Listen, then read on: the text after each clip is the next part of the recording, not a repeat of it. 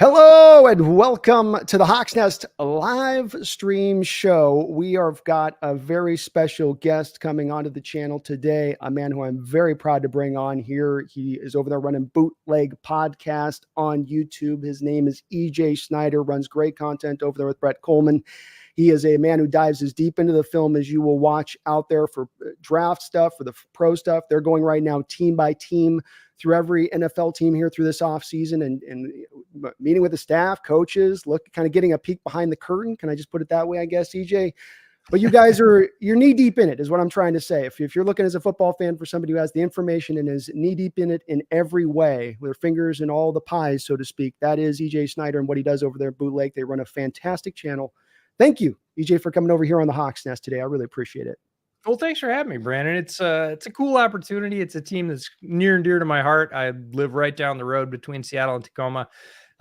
Former Hawks season ticket holder way back in the day. So, I always pay attention to the Hawks. I'm always interested in what they're doing, and it's a great opportunity to come on and talk about it.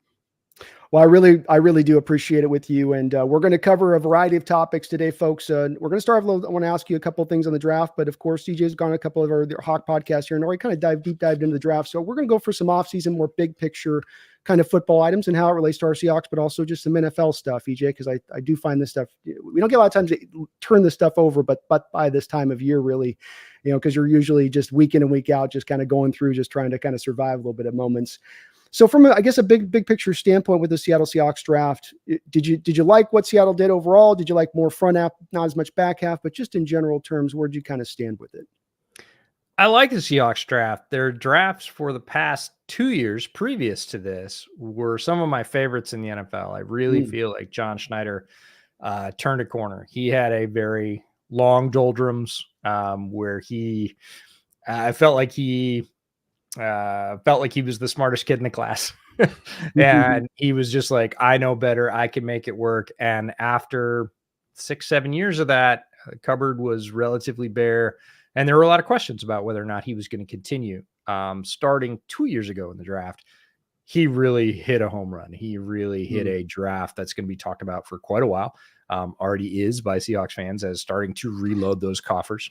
And then last year, he did it again. And you go 2 in a row, people go, oh, maybe he's turned over a new leaf, which is a new old leaf for him because he was very good at it early in his tenure. Again, built the Super Bowl teams, built the Legion of Boom. Like, he had great success in the early section of his GMship, both with the draft and with UDFAs. And then he kind of got away from some of his draft principles, and he just didn't hit as many. And as we all know, the hit rate's pretty low in the draft. And if you go below that, you start costing your team. You either have to pay up in free agency or whatever else. So 2 drafts in a row, he's done extremely well. He made our top drafts list for the past 2 years. This draft I liked. I'm not going to say I loved it, but I can also see, I could see a path for all the players and where they fit. The emphasis was a little strange, but again, when you have a shift, and of course the Seahawks had a major power shift, coaching change for the first time in a long time. GM's the same, but looking at a new chef, so new ingredients needed for the dinner. You're not quite sure. We don't have a book on McDonald and all the guys that he brought with him yet. We have an idea, but this is a good draft, solid draft. He grabbed some guys. Sort of felt like he went back to, like, especially with like the Tyrese Knight pick. I really like Tyrese Knight, but it felt a little bit early to me. Yeah, I really like Tyrese Knight, but I was surprised. I was like, oh, John, you're back to your old ways. But, Byron Murphy, Christian Haynes, who we'll talk about, Tyrese Knight, I liked. Barner is not necessarily my favorite, but he was one of the best blocking tight ends in the draft. And look, because Mike was at Michigan when Barner was there or transferring, and he knows all the Michigan guys, he has more book on Barner than just about anybody. So he knows what he's getting. Both the Auburn cornerbacks, I would have taken them in the opposite order, but I think they're both good players and they get both of them. Lamea from Utah feels like he's a needed piece. He's going to be somebody that doesn't have a huge impact this year, but could have a very solid impact down the road. And again, out of a 6th round player, that's really good. And so overall, I think the star power is really with Byron Murphy. little bit with Christian Haynes. Tough to say guards have star power, but Christian's a very solid player. Yeah. And, the rest of it was like, pick your flavor. I think they're good players and I can see their roles, but it didn't like, you look back to last year's draft and the year before that, and you were just like, oh man, ow, geez. Yeah. Right. All the way down. This didn't have kind of the same, just like immediate.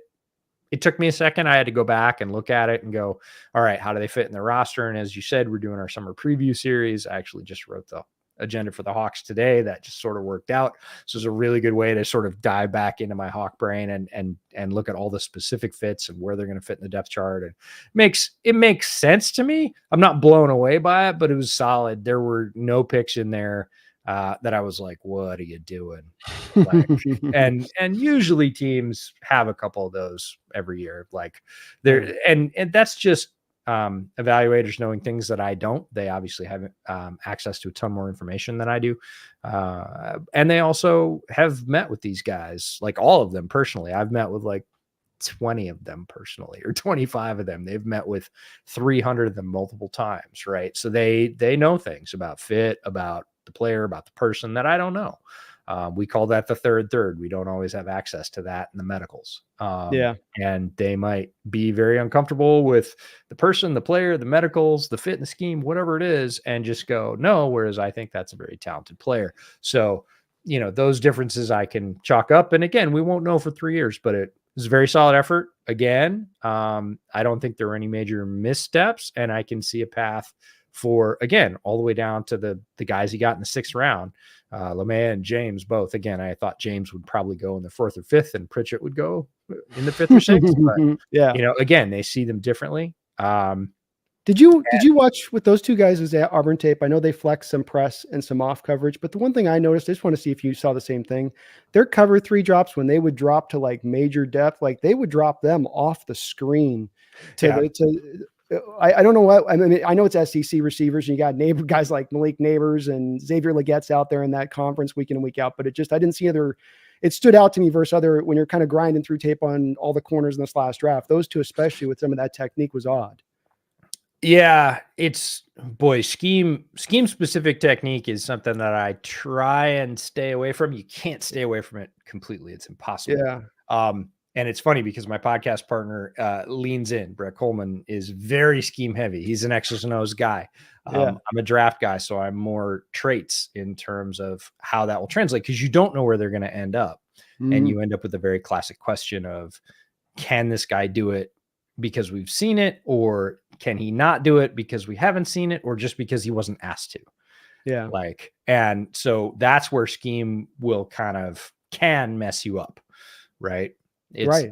If you have all of it and it lines up, that's great. That's what every evaluator likes. Ideal. Like, this is what we run. These are the traits he has. We've seen it on tape. Boy, that's the easiest evaluation ever, as opposed to a lot of the draft is projection. Hey, we think this guy has the ability to do some of the things we want him to do.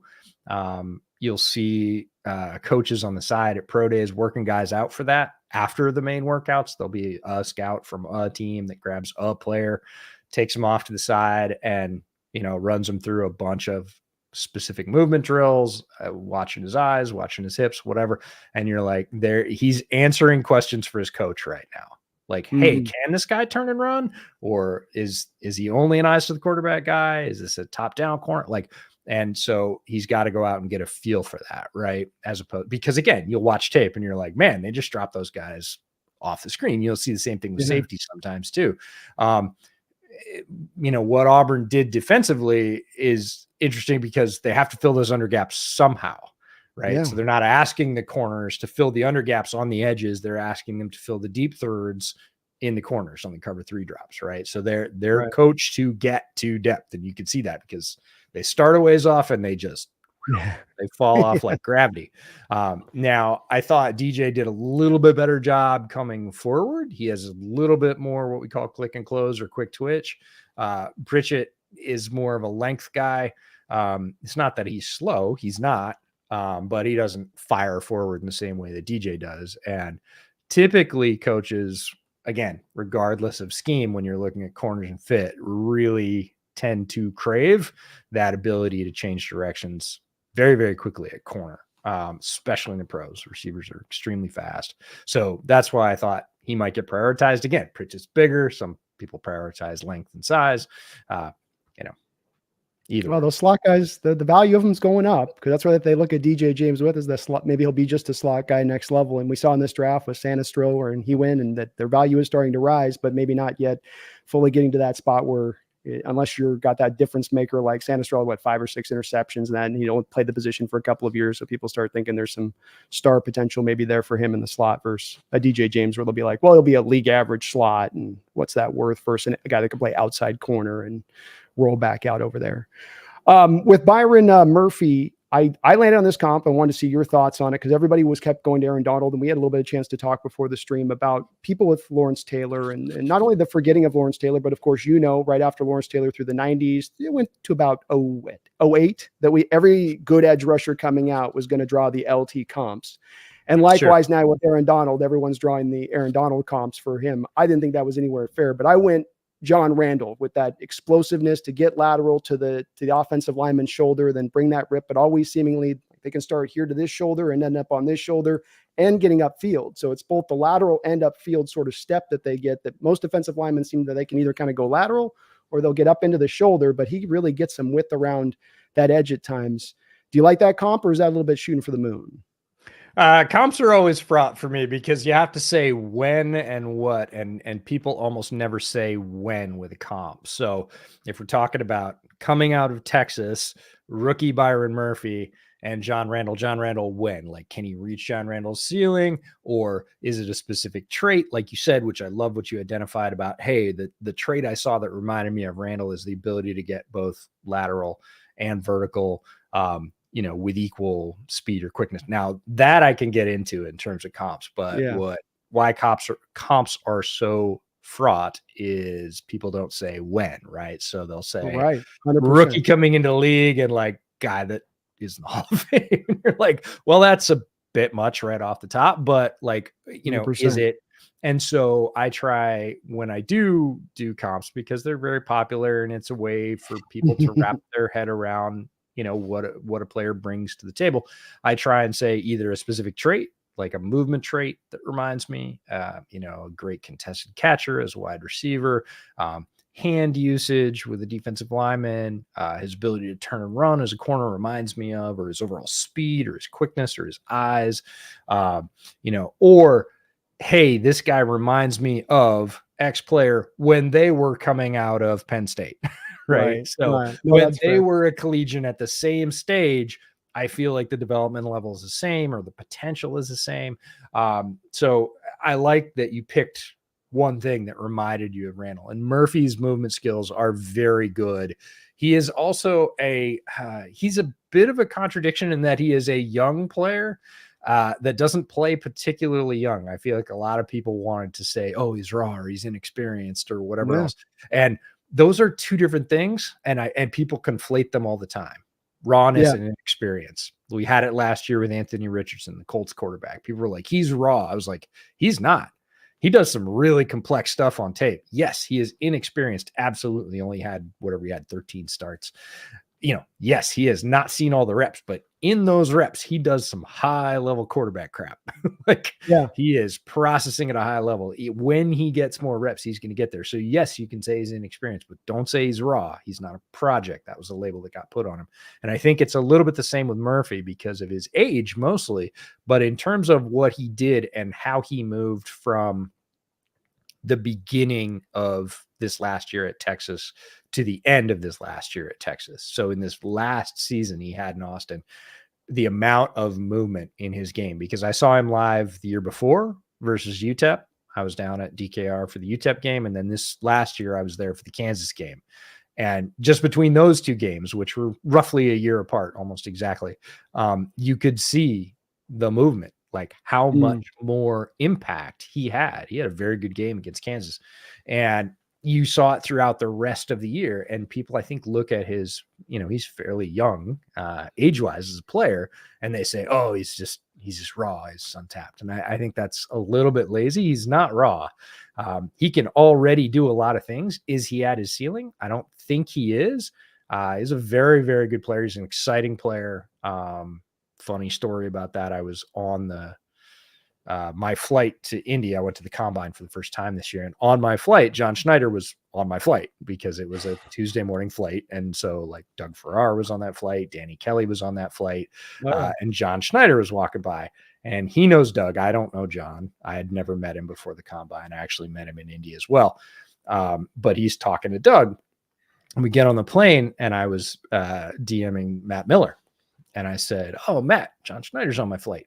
Because we were talking about something else. And he goes, airdrop him a picture of Byron Murphy. And this was in February, right? And I was like, I don't think I'm going to do that. And they end up drafting him. So I pinged Matt on draft day, and I was like, hey, I guess it worked. I didn't send it to him, but somebody did because they picked him. And, I can see why they're smitten with him, and especially pairing him with Williams because he's a different player. And boy, it just gives him a lot of firepower on the inside of the D-line. It does. The other thing was, you mentioned the hand moves he used. He's got the usage of the hands, like that movement I just tell you about. Both Randall and him would finish it with the rip, but they could time the rip up so that they're bouncing to that shoulder just as the lineman's hands are coming up, and they rip those hands right through as they're clearing through to get in that pocket. And then the explosive power they could create from the low when they get the lineman a little lateral. I was talking to Chad Brown about this. I asked him about the one a few times he got Larry Allen. He was talking about Larry Allen just passed the course. And I go, you ever get him, Chad? And Chad goes, I did. I got him with a bull rush. I was like, you bull rushed Larry Allen? And he goes, no, I got him moving sideways. And then I was able to get up under his pads, and I tipped him. And he's like, and he got my butt back the next second half. So he ended up coming back and getting Chad. But that's all. Those were the little things. When I went back and I just kind of kept flicking back and forth between Randall's old tape on some of his cut ups. I remember it from my youth. I grew up around with Randall and in my time with him. And definitely it's not exact. It's a Hall of Famer. You should probably never put that on. But I also thought, man, that we were hearing so many Aaron Donald comes from the fan base within ours. It was like, I can't quite get there with it. That's generational kind of with that player. And I don't think that we're going to see another Donald come down the line in our lifetimes, probably not to that same, or do you think so? I don't want to speak for you. It'll be a bit like Aaron Donald had so many traits. We talk about hand usage, and like, I want to be very careful talking about Byron's hand usage because it's good and it's polished, and a lot of guys are. It is not anywhere near as versatile or complete. Like, one thing about Aaron Donald coming out of Pitt is he like never lost with his hands. He was like a karate master, like at Pitt. And people don't understand, even especially at that point, but even now, that hand usage and pass rush coaches and personal trainers for all these skills are more popular than they ever have been. Guys still have 1, 2 good moves. Like if a college defensive lineman has 2 really good hand use combinations that work, that get him pressures, that get him, reps in the backfield, that's good. Like that's pretty rare. And a lot of people think they're like pitchers that, they got 3 or 4. Look, they might have 5. Only one of them works. And on 3rd and long, 4th quarter, they need to get a sack. That there's one that they go to. And sometimes it works and sometimes it doesn't. That's typical for college players. Donald had like 3.5 that he could hit whenever he wanted to as a college player on anybody. And people kept saying, he's too small coming out of Pitt. And the Bears were 1 pick away from Aaron Donald. People forget. Yes. And they were 1 pick away from now Seahawk Leonard Williams the next year. So people forget. But no, people were like, I don't want him to pick Donald because he's small. And again, it was a lazy thing to say because he was small. But I was like, he is more polished than insert defensive lineman here for the past 10 years coming out in the draft with his hands. Like, yes, he's going to have to learn leverage. And people underestimated like how feisty he was. Like Aaron Donald liked to fight. Like that's just how he's wired. He liked to fight, and you have to if you're a defensive lineman. You fight every play. There are no plays off. Like you are engaged in hand-to-hand combat every play.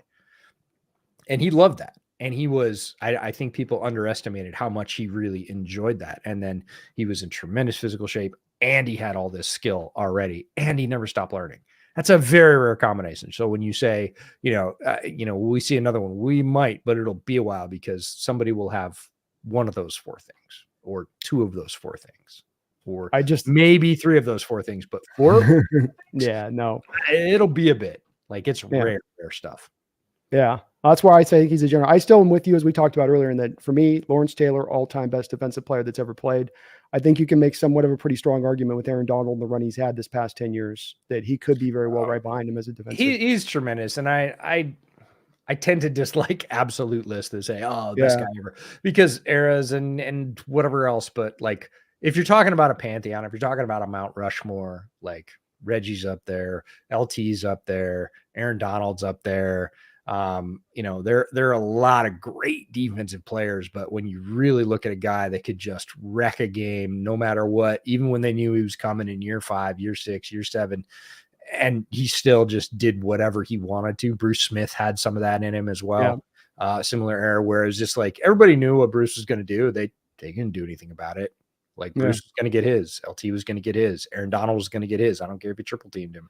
And there's a lot of guards breathing a sigh of relief. Like, hey, I don't have to deal with that guy anymore because there was very, very few ways to beat him, and I never did. So now I don't have to worry about it. Last quick question on this Donald thing, because you referenced, and I know you were deep in the film at that time and looking at the college tape with him. Two things. Was he asked to play nose tackle as often as Byron Murphy was at Texas? And then did he garner the number of double teams and pass protection that I'd often see? Despite T'Vondre Sweat's presence there at Texas, it seems to me like Byron Murphy pulled a lot of natural double teams in pass pro as well. Murphy pulled more this year.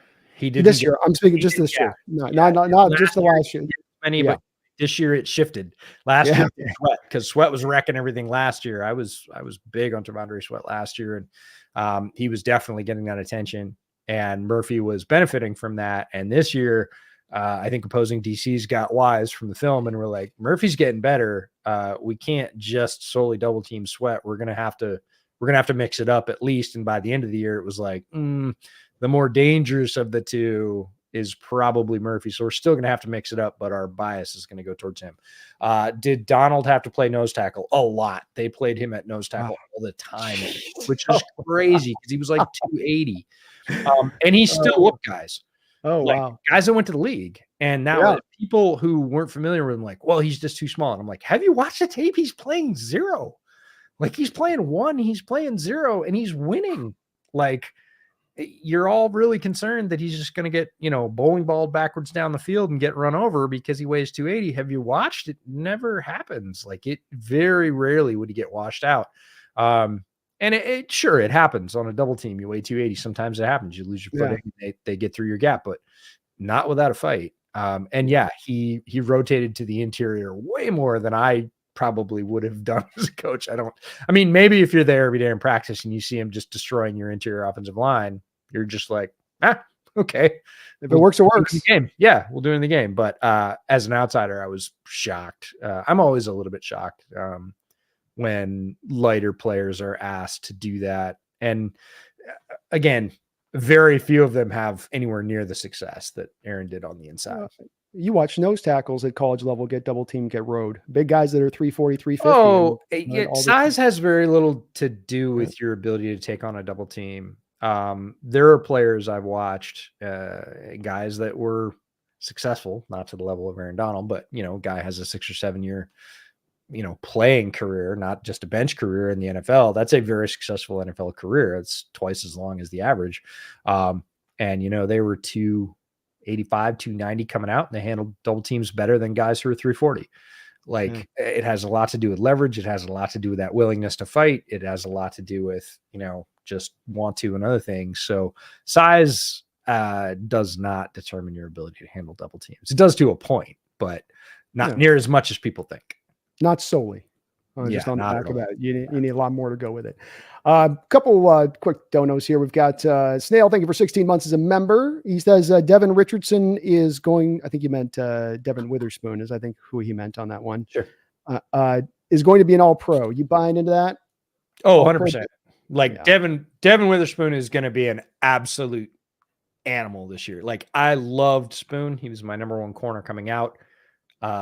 Mike McDonald is going to take Witherspoon and supercharge him. He is going to be Kyle Hamilton on steroids, and Kyle Hamilton was amazing last year. Yeah. He had a tremendous transition from year 1 to year 2, and he was a force last year. Spoon is going to be that plus.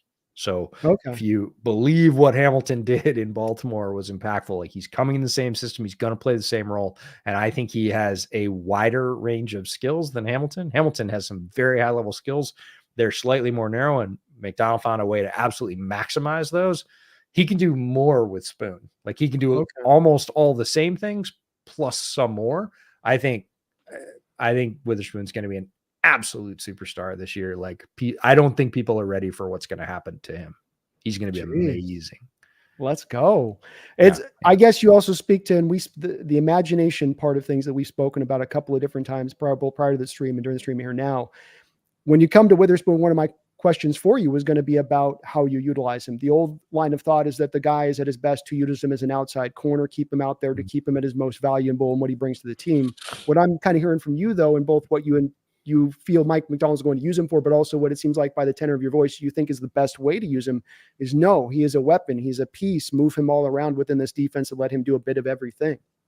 You're going to see, again, McDonald's defense is really cool. And the evolution of what McDonald brings to this tree branch, whatever you want to call it, of defense, because that's what it is. It's a continuation of a defense that's been around for a long time, but it's been through a bunch of evolutions. And really what Mike is doing with it right now is the next step. It's the next evolution. When people look back at this, they're going to mark this as no, Mike took it in a different direction. He took what was there, he simplified it, and he kind of weaponized it. And McDonald's defense does a lot of replacing. McDonald's defense has roles, not for players. It has roles to perform in the defense. And on one play, they will line it up and one player will run that role. And then with basically the switch of a one-word call, they can switch roles. So like hook flat zone coverage. On one, it's the outside linebacker. On another, it's nickel. On another, it's a swap with the outside corner and the inside corner. So a guy like Witherspoon who can play all over the field, and yes, he can hold up better than hold up. He's excellent outside and outside coverage. So, if you want to task a guy with no switch release, right? You say, one double, right? You're going to run Spoon as one double, which means he's going to be on that guy no matter what.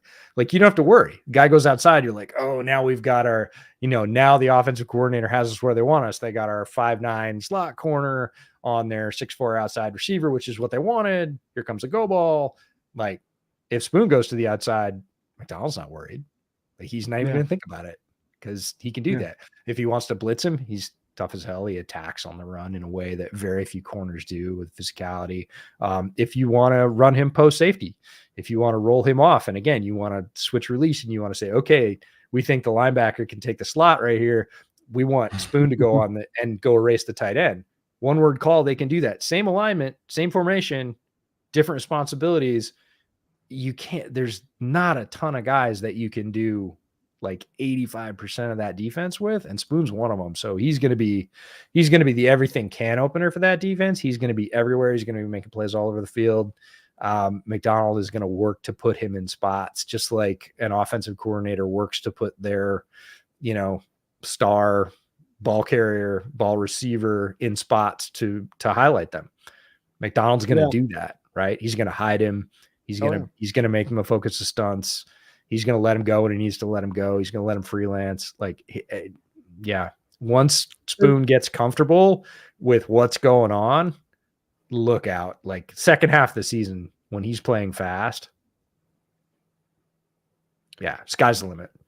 You're speaking to purpose here too. And the thing was that we used him in the slot last year, but you used him in the slot because, this guy didn't work. We don't feel as good about this guy. Well, we've got Mike Jackson and Trey Brown on the outside. So let's just put him inside. Versus what you're talking about is actually having a purposeful approach of attack with the players so that you can actually utilize him to his best. Not that he had a bad year last year, but it's just two different. You're absolutely right. Think about what, On my other podcast, Bears Over Beers, we talk about agents of chaos. We're big on players who are agents of chaos. And when Antoine Winfield Jr. got drafted, we wanted him to be a Bear very badly. Oh, he's my favorite. Yeah, my favorite too. Yeah. We wanted him to be a Bear very badly. And we knew he was going to be an agent of chaos. And now he turns out he's paid safety in the league. Tampa Bay moves him around for effect. Like, they put him in spots to make plays because they know he's capable of making plays against the pass, going forward, going backwards, laterally, side to side. There are very few things he can't do. There are things he does very, very well. And they put him in those spots. They feature him. They highlight him. He is a highlight defender. And that's why they paid him that way, is because he does everything for them. And, the Patriots do it a little bit with Kyle Duggar. It's the same thing. Like, he's very capable in some ways that other safeties are not. One of the very few safeties in the league that can take on a pulling guard and put him on his can. Like, and that's unique, and they like it. Like, they know how to use that. They weaponize it. So that means they can play a ton of dime and nickel because Duggar is, a linebacker plus for them sometimes, but he can also run and cover because he's damn fast. So you find those players who have a flexible skill set, and you don't pigeonhole them to, well, the box says you do X on X play, right? Yeah. You find a defensive schemer who is saying the way that you can influence the offense the most on this play is to do this. Yeah. Right? We're going to dictate to the offense this way, not you're going to react to whatever the offense does to us. It's the big clear change here for our defense, as you'd say on that, isn't it? From what we've done prior with Carroll to this, it's that maybe there's many changes. There's a lot of changes. There's many changes that are going to occur this year for the Seahawks, and I think Seahawks fans are really going to enjoy what happens with the defense this year. They're going to see one of, if not the best defenses being run in the NFL right now. I mean, we're talking about on the level of Steve Spagnuolo. We're talking about a clear top 3 to 4 defense in the league is going to be in the Pacific Northwest this year. It's going to be a lot of fun to watch. It'll take a little while to get there, but as soon as everybody clicks, and that will happen pretty quickly, because the whole point of McDonald's scheme and the way he teaches it, which as a teaching and learning nerd from my previous job, I'm super fascinated by, is to take what was a very good, very flexible, very aggressive system and simplify it and streamline it and make it way easier to teach, to like really break it down into some very simple lanes and say, all right, we're not going to teach all these terms, and basically each term is a combination of the 3 layers and then their responsibility from middle to outside, right? The wing is kind of the way you think about, well, it's the way you think about offense, right? We're going to talk about formation. We're going to talk about lineup. We're going to talk about responsibility. Then we're going to talk about routes. And pretty soon you've got a 22.5 word play call, right? And it's way too long. And really, you can see young receivers, who are just trying to learn their job, and they go in and they like leave the huddle after they hear their word. And the quarterback is like, no, step back. You got to hear the rest of it, right? Because they're just waiting for their one word. Like, which way do I break on my break? Left or right? Yeah. Like, oh, okay, right. Cool. All right, I'm outside and I'm going left. Okay, and then later they figure it out. What McDonald and to a point, Minter and a bunch of guys have done in this system is teach concepts. And again, they're like, I said roles earlier, but they're like concepts, or teaching pressures, right? Instead of like necessarily techniques, they're teaching pressures, and they have like 12 pressures. Okay. And so then you match a pressure with a coverage, and you have like 6 and 8 word play calls, and everybody can just play faster. They learn less, and they're flexible. They're flexible between roles. Like, it doesn't change if the defensive end does it, the outside linebacker does it, or the nickel does it. It's the same pressure. Now, they might have different techniques to get that done because they're different players, but they're basically running the same lane, and they have the same responsibilities. So it's not 3 different names for all 3 of them and then left-right variations. It's, this is what you're doing, and we're assigning that one to you on this. So this seems to be the place he cleaned up from Martindale, though, because what you read about with Martindale with the Ravens when it went bad at the end was these players have too much to the outside. Yeah, it's the next evolution. Like, right. It is. I think it really is the next evolution of a very similar system. Again, the system is not all that different. Like, the system is not wildly different. Like, it has different wrinkles, but what they did is they took all these things from the Ryans and even from the Harbaughs, and Wink is part of that, and Vic's part of that, and like everybody's part of this big defensive cabal, and what Mike and Jesse Minter did were say, hey man, like this can be easier. We've got to be able to install this faster, and we got to get people to buy in faster because there's more turnover, and like it will just get better results if this happens. And it allows us to be more flexible on game day. Like we don't have to rejigger all of our stuff every week, which takes coaches a ton of time, right? We can take all these base concepts and then we can say, hey, we're going to flip it this week. And you're going to do buzz and you're going to do zap, right? Whereas last week you did zap and you did buzz. Well, I already know how to do buzz and zap because during installs, we installed all the pressures, right? We didn't install all the plays, we installed all the pressures. And now I know that my role on this play is pressure. I know which one it is because we installed them and we've made a couple modifications to it, but that's what I need to know on this play. And then I'm probably know more about the overall defense, which is one of the things you saw Baltimore do really well last year, is they, flowing to the ball, because now I'm not getting lost and not skipping the other 18 words because I don't need to know them. There's only 8 other words, and I kind of know what those are. And now I know how the front fits with the back, like pressure determines coverage and vice versa in certain defenses. I probably understand more of it. So I understand, like, if this guy gets taken out, what his role was too. So, hey, and then you see guys making plays on the ball because it's simple, it's faster, and they understand more of the whole. Yeah. But you've taken the complicated to the simple, which is the hardest. I mean, that's the part that is sort of the genius part of what he's done. Yeah. Mac is genius is not used lightly. And he's right there. Like, when we're done talking about him, we're going to talk about him in very special terms. I think there's plenty of coaches off this tree you talked about that have had stops ruined over the complication or the lack of being able to get things clearly across to those when it has gone wrong. So it's a big part of this D. There's a part, another one of the questions I was going to ask is a good part to dovetail into, which was, sorry, 1 second there, Megan, was that he let slip in a recent press conference that with our new inside linebackers, Jerome Baker and then Tyrell Dodson, they both have a background playing Mike and playing the Will. And he said something that he didn't do with the Ravens as much. I know you'd have times where Roquan Smith might end up as your single high safety, but he said he didn't do as much of the flipping the Will Mike roles play by play a little bit.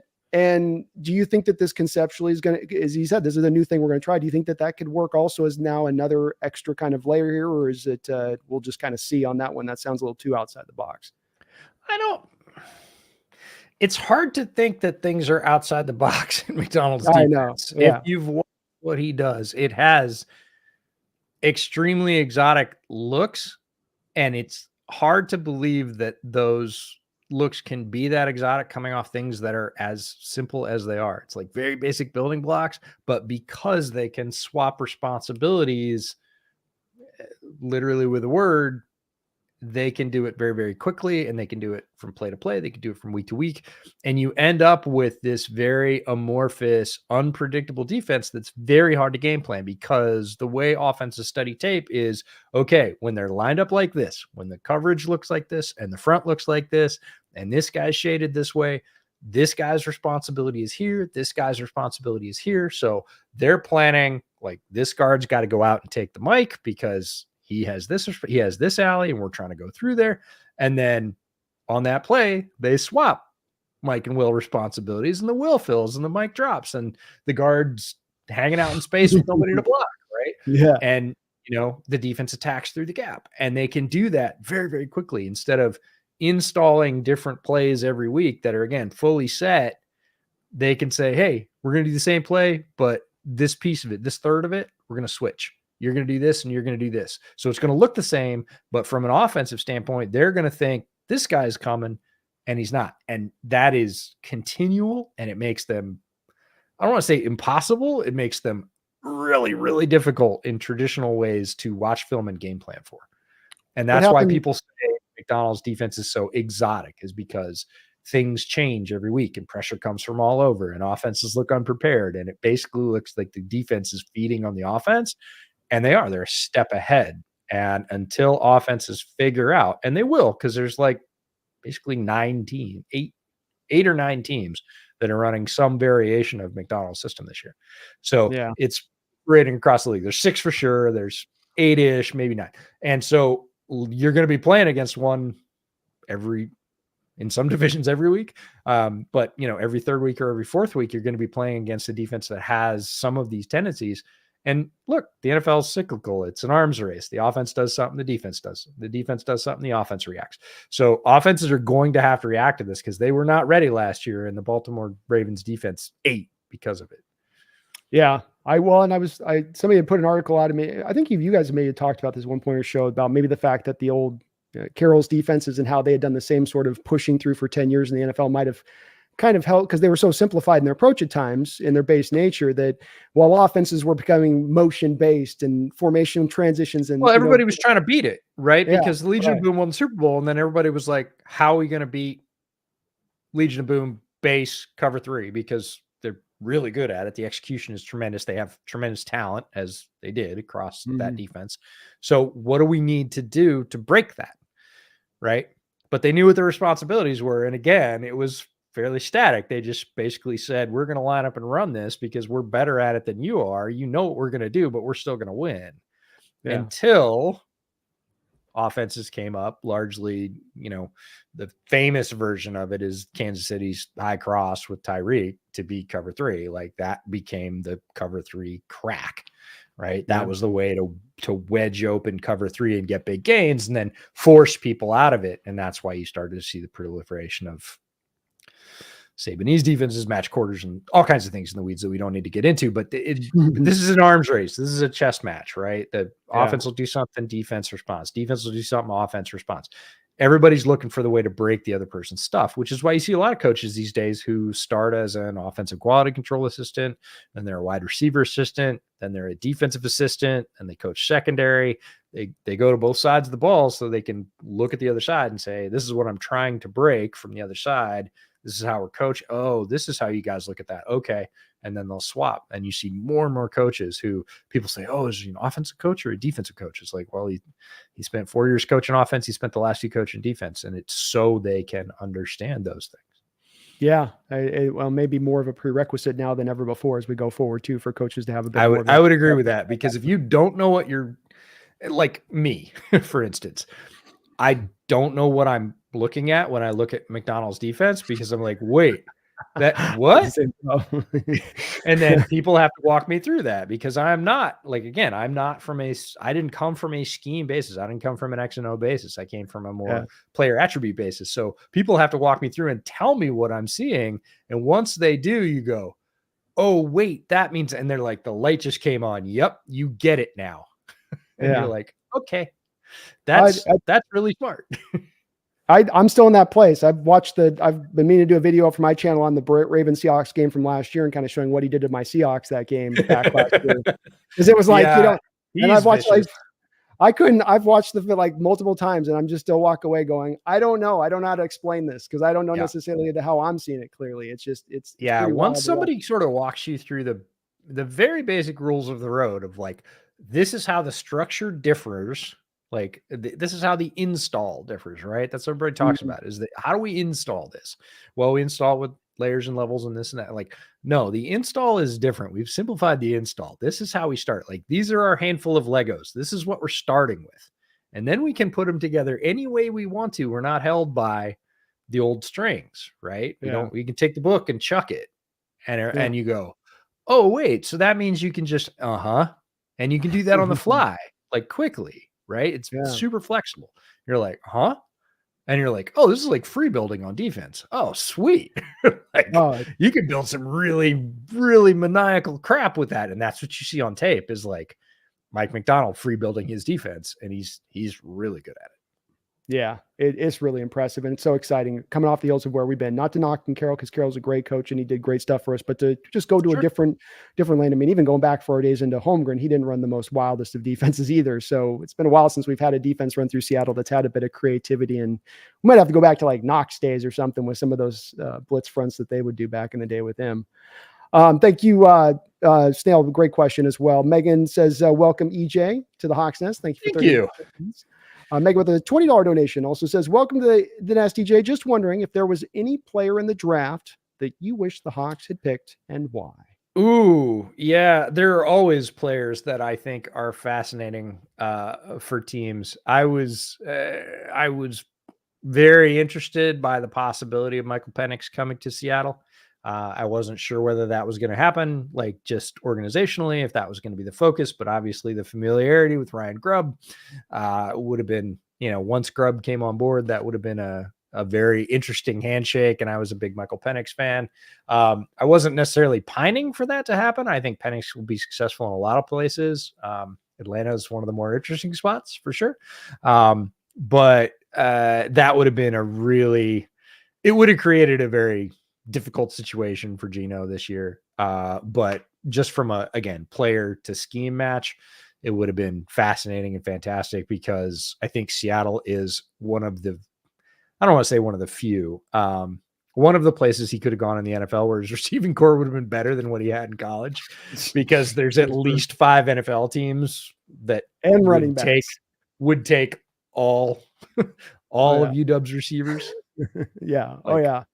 He was, he would have the running backs too. He didn't, because Dylan Johnson was all right, but big difference between a Dylan Johnson, Charbonnet. Oh no, Dylan's great. I'm a big Dylan fan, but yeah, if you have Kenneth Walker and Zach Charbonnet, that is a very good 1-2 punch. But I was also on board with it. It was weird because you have a local kid like that. Normally it would be a no-brainer that the fan base would be all on board with Penix, but there was very much for sure opinion on that kid. And there are plenty of others too. Let me go down the board for one. Cedric Gray, linebacker from UNC. I was going to ask you on that one. Yeah. I would have thought he would have been a very good match for the Hawks. I would bet he would have been on their board. Maybe not. No, you're right. They had the opportunity with the Tyrese Knight thing, because they could have picked him. They traded back and took Tyrese. There's always those situations that get weighed in draft rooms, and we don't really know exactly how that goes. But like, Ced Gray would have been really fun. Like I was very high on Cedric Gray. Seahawks had a big need at linebacker. I thought that would have been a very good match. So there's always a lot, Megan. It's a fascinating process. One of the reasons that I originally became enamored with the draft, and still am, and don't think that's going to go anytime soon, because it's just the world's biggest poker game. It's so cool. It is. It's eminently interesting going. The more deeper you get into this stuff, the more it continues to get interesting on it. So yeah, that was the one that a lot of fans were. So we had Cedric Gray, and his coverage skills and the McDonald defense, it kind of, I know that there was a reason why they went what they went. And that was McDonald's pick, was Tyrese Knight. That was his kind of. And I like Nice too. I thought Knight was early, but so one of the funny things I do that I've done for years, even before I had any voice in this space whatsoever, before I was writing or publishing or anything, is I would send little notes to people I knew who cared about the draft on just a few players, like not all of them to all of them, like very particular, like, I know this is the position you watch, or I know this is a school you like or you went to or whatever else. But like, I have a note on this guy, like, talk to me after the draft. I bet this guy's going to do well. I bet he gets drafted. People aren't talking about him, stuff like that. And Tyrese Knight, I was pretty early on, and I actually sent that one to Brett, and I was like, and he was like, I haven't seen him yet, whatever. And we're at the combine, we're on the field, and we were on the field today. The linebackers are on the field, and he was like, who the hell is that? I was like, that's Tyrese Knight. You remember that note I sent you like 3 months ago?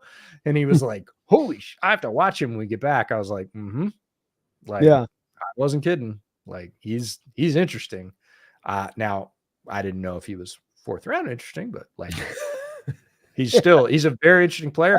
And I can't wait to see what McDonald does with him, because like, there's a lot of guys, again, if he'd gone to Baltimore, and again, typically it's the Baltimore front office understanding what they want. They've picked a lot of guys like him as outside linebackers, like guys from not the big school. Kyle Van Noy role, like a Kyle Van Noy maybe role. For sure. Like Van Noy has some, again, Van Noy's developed really well. Yeah, like it's not, young Van Noy. Yeah. And a long way away. Like, they've picked so many, they always seem to be able to say, hey, that guy's got, again, in the 4th, the 5th, the 6th, that guy's got like a couple particular skills, and we're just going to like leverage the hell out of them. Tyus Bowser's of the world. Like that, nobody was banging down the door for Tyus Bowser. Ravens were like, Yeah, he fits perfectly. We'll take him. So the idea that he went to Mike McDonald, even though Mike McDonald's not in Baltimore anymore, I'm like, oh, he has an idea of what he's going to do with him because of what Tyrese Knight's good at, which makes me just like all the more fascinated. Yeah.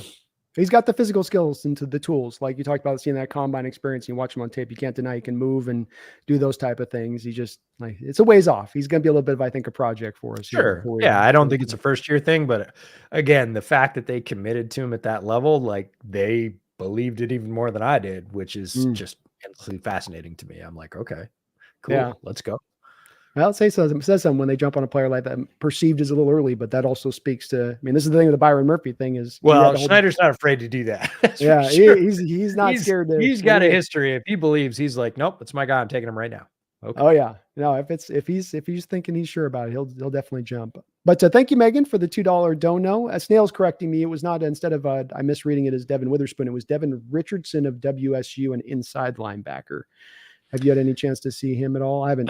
Yeah, you'd asked me prior for some inside linebackers for folks to watch, and I brought 4. They're fairly high picks. Richardson's in the mix. He's on my list, but he's a little bit lower down in terms of higher round picks. And again, the Hawks haven't always prioritized higher round picks with inside linebackers. Sometimes they have. Harold Perkins from LSU is going to be the guy on the top of most lists. Barrett Carter from Clemson. There's a lot of thought that he might come out this year. He didn't, so he'll be, again, assuming he stays healthy, top of the list.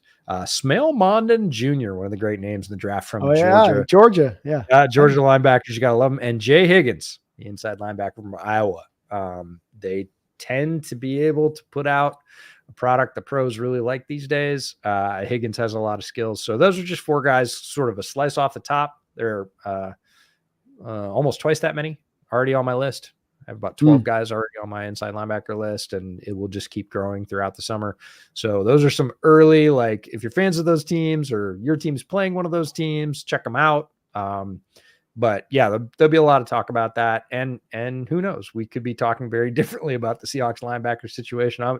I really liked Jerome Baker when he was coming out. I think he's going to flourish. So it might not be perceived as big a need. Right now it is, because the Hawks have moved on from 2 things that fans are very familiar with, to 2 players that they're not familiar with. So I fully understand that.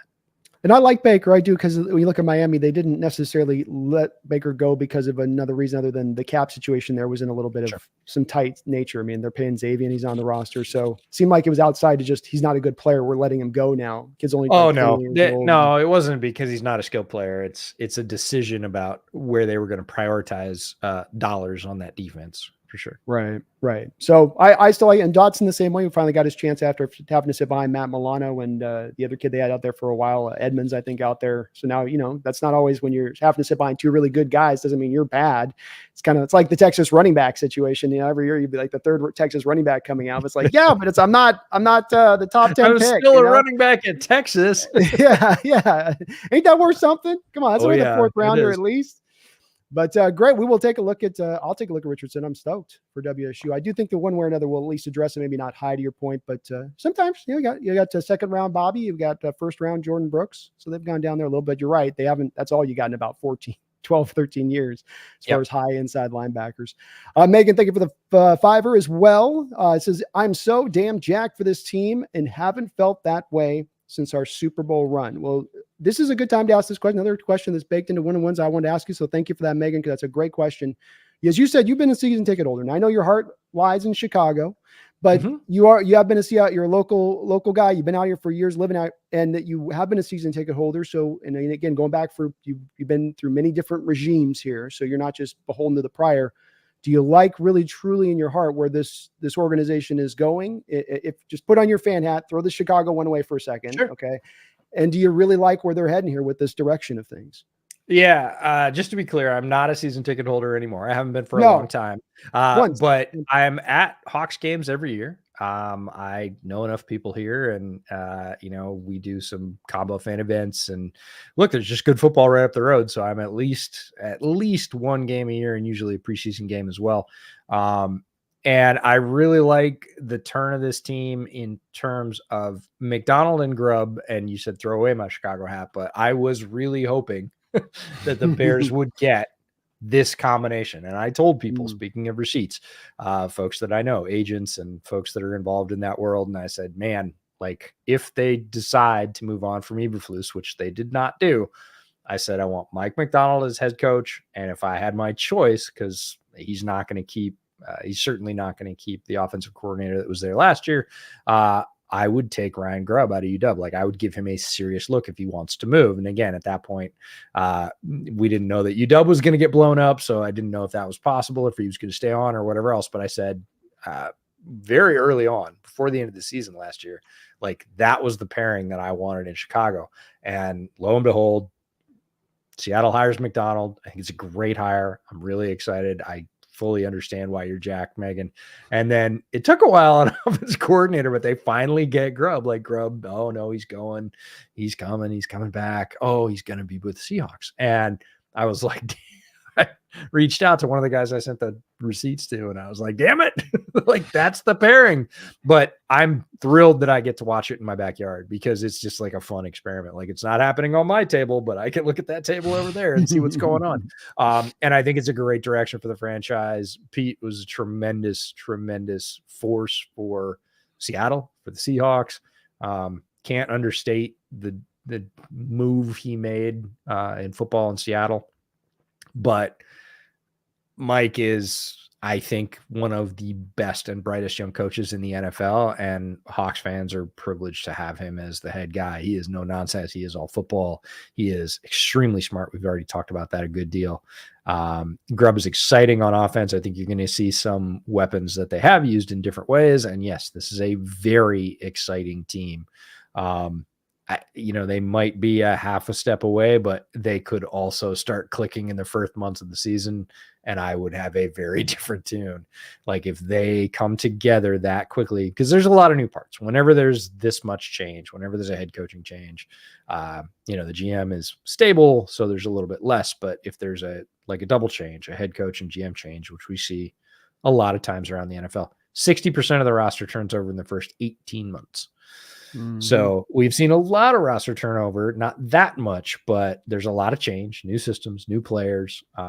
But a lot of the important ones are the same. You're probably going to be starting the same quarterback. A lot of the pieces are the same on offense. A lot of the key skill position players are the same on offense. A lot of the key skill position players on defense are the same. And they're going to have a presumably, better structure, more aggressive structure. So I'm thrilled with the direction of this team. I think it's going to be fun to watch. Sounds like I'll probably be at the Bills game this year. Oh, let's go. That's a hell of a game to go see. Hopefully. Yeah. I'm thinking my dad's side of the family is all from Buffalo. So all my family's Buffalo fans. And I love watching that team. I was in Buffalo a couple of years ago for the Green Bay Buffalo game.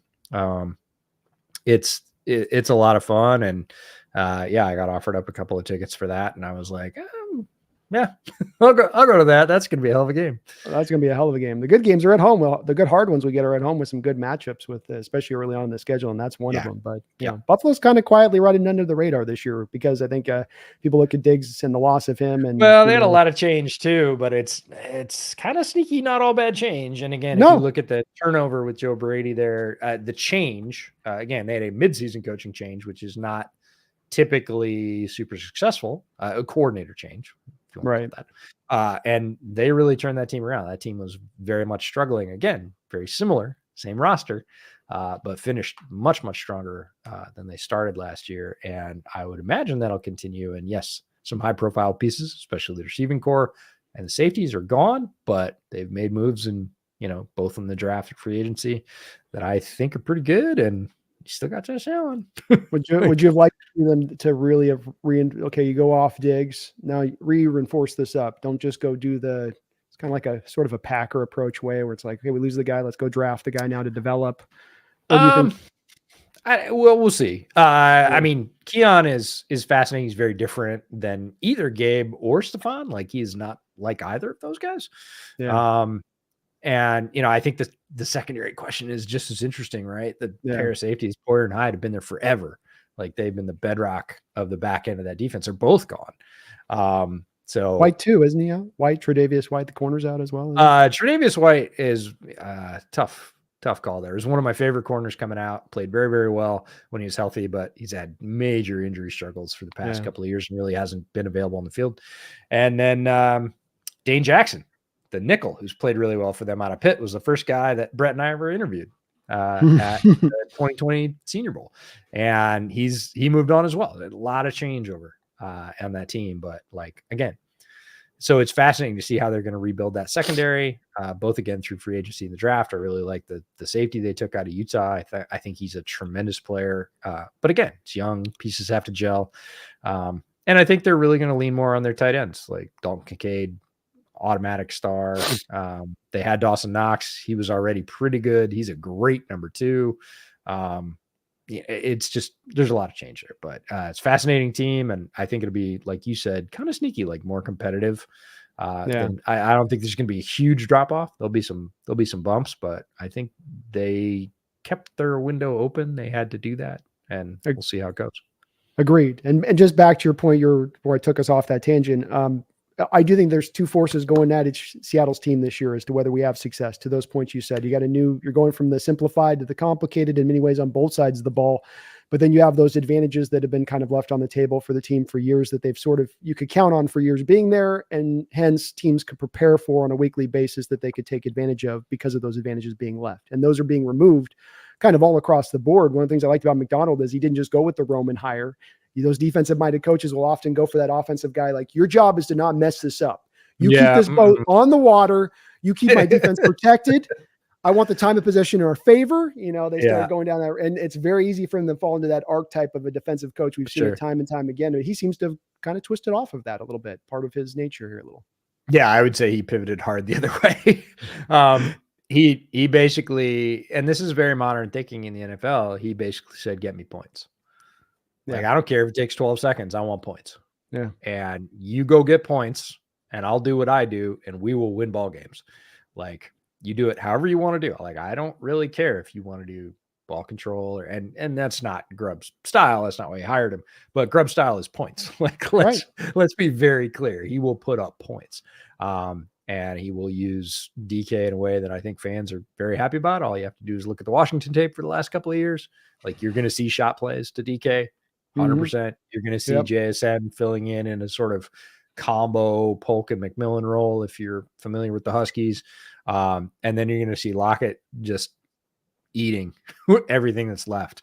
It's going to be super fun. And when defenses back off, because they go, oh my God, they have a trio of receivers, and Geno's getting it out, and we just got to stop this passing attack. He is going to run it down your face. The Dylan Johnson role, right? Kenneth Walker and Zach Charbonnet are gonna go after some people, because if you back off at all, he will just run it on your face. So you will see big shot plays, and you will see when you try and stop those, he will run it right down your face, and it's going to be a lot of fun. And the whole point is pressure and points. And when you screw up, he's going to punish you for it, and then he's going to hand the ball back to Mike and say, "All right, do what you do. Like, lock him down. Give me the ball back so I can do it again." So what I like about both these guys, they will attack you anywhere on the field. Offensively, I think they're going to be handing the ball back, figuratively on the sideline. Like, no, potato. I scored your time. Go get a turnover, right? And vice versa. Hey, I got your turnover. I want more points. Here's the ball back. Like, they're just going to be chucking it back and forth. I ran the numbers on it. Seahawks defense last year with that sort of bend but don't break, bleed but don't fully bleed out, had an extra game and a half versus like the Niners defense they played on the field last year. But that also means that's a game and a half less that the offense is on the field. And the offense was actually pretty efficient to that point. We just needed more times we could get those 3 and outs where we're not watching half a quarter go by where you're getting it in. Yeah, it puts a lot of pressure on an offense. But again, I don't really think of Grubb as ball control at all. I think of him as point control, as scoreboard control. And he doesn't mind if he scores in a minute and a half. He'll take a 3-play drive in, minute 30 and get you 6 and go, great, do what you do. And, hey, we're not winded. We can go right back out there. So if you pick off the first pass, we'll go out there and we'll run another 4-minute drive and put up another 6. And now they're down 2. And we're just, it's just going to be that kind of driving thing. So I'm really looking forward to it. We'll see how it works. It's a grand experiment, and I like where it's going. Does that mean it's going to work? No, there's no guarantee of that at all. But it's going to be fun to watch. And when it clicks, now can't guarantee it'll click all the time, but when it clicks, oh boy, like it's a very potent strategy on both sides of the ball. Goes back to those days early on playing as a youngster as football. They always tell you, because you see youngsters, you don't always want to go fast or hard, protect yourself initially. You say, no, you got to go 100 miles an hour. And that's when the good stuff will kind of happen. Go fast. Right. And they're kind of doing that on both sides of the ball. They're going, I don't know if it'll work or not. We got to see. I'm not saying I guarantee success, but your points on that, I think, are apt. And that it is one where at least you're going to go down. You're going to go down swinging. You're going to go down fighting on all areas in front. Donald's team is going to play very fast. Like they're going to be extremely tough, and they're going to play very fast. Like he wants guys flying, and I don't think he's going to have a lot of tolerance for guys loafing around on offense just because it's offense. Like he knows he's a head coach now. He's a very smart young coach. He is not just a defensive coach that now wears the headset. Like that's not the thing. He fully realizes he has responsibility for the whole team. He has a lot of cool mentors on the staff that can help him through that transition, because it is a transition. But he's not going to put up with half the team being anything that the other half is not. Like this is not going to be a team of halves. That's good. Yeah. It's stoked all around for this, EJ. You know, the fan base is right now, and it's no slight to Carroll. It's just that this guy felt like the right choice. It felt like the team took the exhaustive approach. First, like Atlanta, who felt like they kind of went, oh, Bill Belichick. Oh, okay, let's go over to Remorse. There was like just this quick pivot, and they just kind of locked in, where we went through all these different candidates, even Mike Kafka, for God's sake. I mean, we were talking to Mike Kafka. It went that deep. Let's pivot a little bit here, if we can, EJ, on a discussion that I'm really interested to hear. And I'm going to do a little background on this, EJ, because you were deep into this. A couple years ago, EJ Chicago's team hasn't found a quarterback. It was Sid Luckman, I think, is what I got to go back to with you guys. In terms of like the last truly successful by NFL measures, a lot of people would say Jay Cutler. And I understand, but Jay Cutler was like the perfect 500 quarterback. Like his record was like 82-82. Like, I mean, that's not exact. It was like, he was right down the middle, and he was a very average NFL quarterback. And that does not mean mid does not mean bad. That means like he was a middle of the road, successful NFL quarterback. But in terms of like truly successful and recognized around the NFL as being a leader, it's back to the 40s. It's Sid Luckman.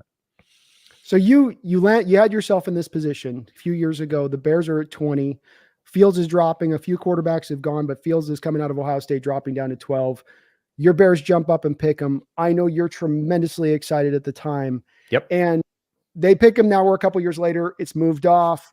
But this has been a bit of a case study for me to watch the Chicago situation as far as somewhat of handling quarterback. And I know we talked a little bit about this and your thoughts on there being kind of three tracks. I agree with it. 3 tracks as far as your approach to finding your quarterback, or how you want to find or when to find that quarterback.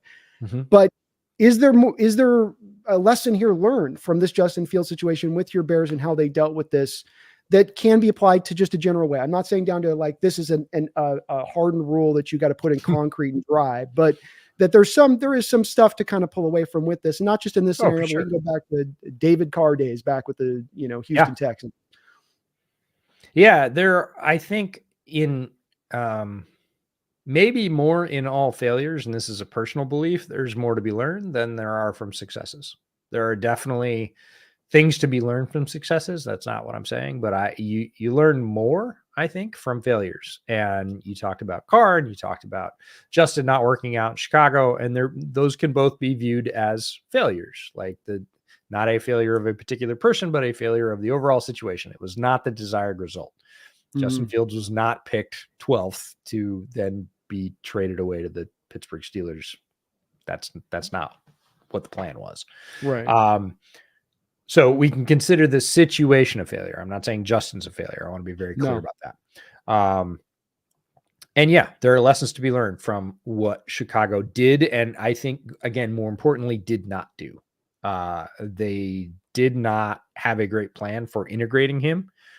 When they did not flex their plan to him and his strengths. Famously, his first start, he got tossed in against Myles Garrett in Cleveland. He got sacked, I think, 8 times. He got the hell beat out of him. Not a great start. If you're talking about first impressions, and again, had not taken reps with the ones in the offseason. It was just a very strange approach. So there's a lot of things not to do. And sometimes I think those are more valuable than the what to do, because again, we talked about the fact that there are multiple paths to success. There are different situations for teams. There are different quarterbacks they're taking, mental approaches, experience levels. You have to modify your approach. You have to be versatile. There is no hard and fast silver bullet kind of rule that says this is what you do with a young quarterback and this is the only way, and if you do it another way, you're going to fail. The way that I can guarantee you will fail is if you don't flex, if you don't adapt, and you don't modify from both sides what both sides are willing to do, the coaching side and the player side. Like, you have to figure out what the player is comfortable with, build a system, and then also build in some growth, which will come with discomfort. Like, if you are completely comfortable doing everything you're doing, you didn't learn anything. You already knew it. Like, learning comes from a place of discomfort, from a place of failure, from a place of, I didn't know how to do that, and now I do. But the way I figured out I didn't know how to do that was I went out and threw 3 picks. Okay, so I can't do that. So now I need to modify my approach. Now I'm going to learn some things. I don't really think they approached it with a learning mindset. They approached it with like kind of a binary mindset, or a very hard and fast, like success-based mindset. It's either black or white. You either win or you didn't. You're either good or you're not.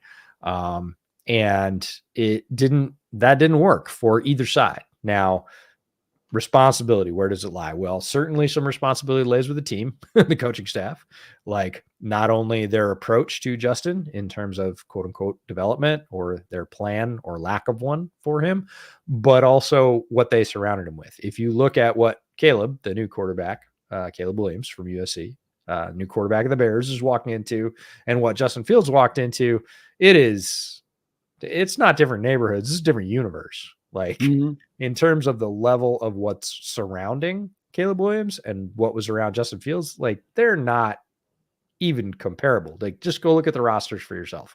It won't take, it'll take 5 minutes and you'll be like, oh, okay. Yeah, that's totally different.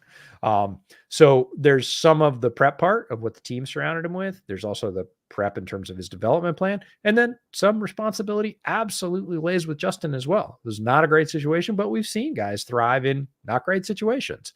He did not develop in a lot of ways that they wanted him to. He has a lot of the same knocks against him now after 3 years in the pros that he did coming out of Ohio State. So there's, I don't want to say blame, there's reason to go all around of the way it didn't work. And if you're talking about a case study, you can look at it and go, yeah, there's some things we definitely should not do here. And there's some things that we should do. We should put more weapons around a young quarterback. We should make sure he doesn't get the hell beat out of him. We should also get him some reps, whether that's however we can get him reps, right? But we should not send him out there cold, not change our offense, and not surround him with weapons. All three of those are bad things. And it was a pretty predictable result. It didn't work well. And it's very hard to bounce back from that, because once that perception kind of turned, and it turned pretty quickly, it does with young quarterbacks, fair or not, it was very difficult. And then the blame game started. Well, it's not my fault. And then people got scared. And when people get scared, everybody retreats to their corners and sort of puts up their resume and says, well, I did my job. Like, and then you don't have team, you don't have communication, you don't have everybody kind of working the same goal. You got everybody in kind of cover your ass mode, and it doesn't work out very well. Well, and it's applied to us here because 2 years ago, we really had to kind of rebuild our offensive line, for instance, and we had some good receivers in DK and Tyler, but there were some other things that needed to get kind of fixed, new onboarding of offense. And last year, people were looking at Richardson coming out and saying, we got to trade up and go get him here in Seattle. And place I want to kind of push this on this from the Fields talk to this. Yeah, they did try, but was it the right time? If you're EJ Snyder, Seahawks general manager, with where that team was, because here's what happened to him. I watched Richardson. He goes to the Colts. He's injured within a couple of starts. They're running read option stuff with him because is he ready to be on the field? Should he maybe have sat the first? Does he have the supporting cast? And I go, well, would we have brought that same situation with the 28th best pass protecting unit in football and a very simplified offensive scheme? Yeah, and that's the thing is, like, yeah, they ran around a bunch of read options because he's massive. He's 200 and I think he's almost 260 this year. He's 250 coming out. He's 255 right now, and fast as a bullet. Like, Guys like that don't grow on trees. Like he's 30 pounds bigger than a lot of linebackers, but he also showed some high-level passing concepts. Again, we saw this tantalizing taste. We saw basically a 1 month taste, and it wasn't even a full month. He wasn't even in for all of those games before he was hurt, which is really unfortunate because, again, we saw some very high-level work from him and some very exciting, like, I'll just call it quarterbacky stuff, right? We were like, oh, no, that's pro quarterbacking right there. What he did right there, that's pro quarterbacking. That'll play. And you've got the arm strength and you've got the speed and he's already doing that. And we're talking like literally in his third start in the NFL. You're like, oh, okay, there's stuff to work with here. Then he gets hurt. You got to shut him down. This is very difficult. Would it have worked in Seattle? Under Carroll? I doubt it. Because he had Shane Steichen and Shane Steichen did some really cool stuff last year as evidenced by what he did after Richardson went down and he had to pivot to his backup quarterback and he still won a bunch of games. Like Shane Steichen is a very smart offensive coach, bright young offensive coach. It's why he got the head coaching gig in Indy.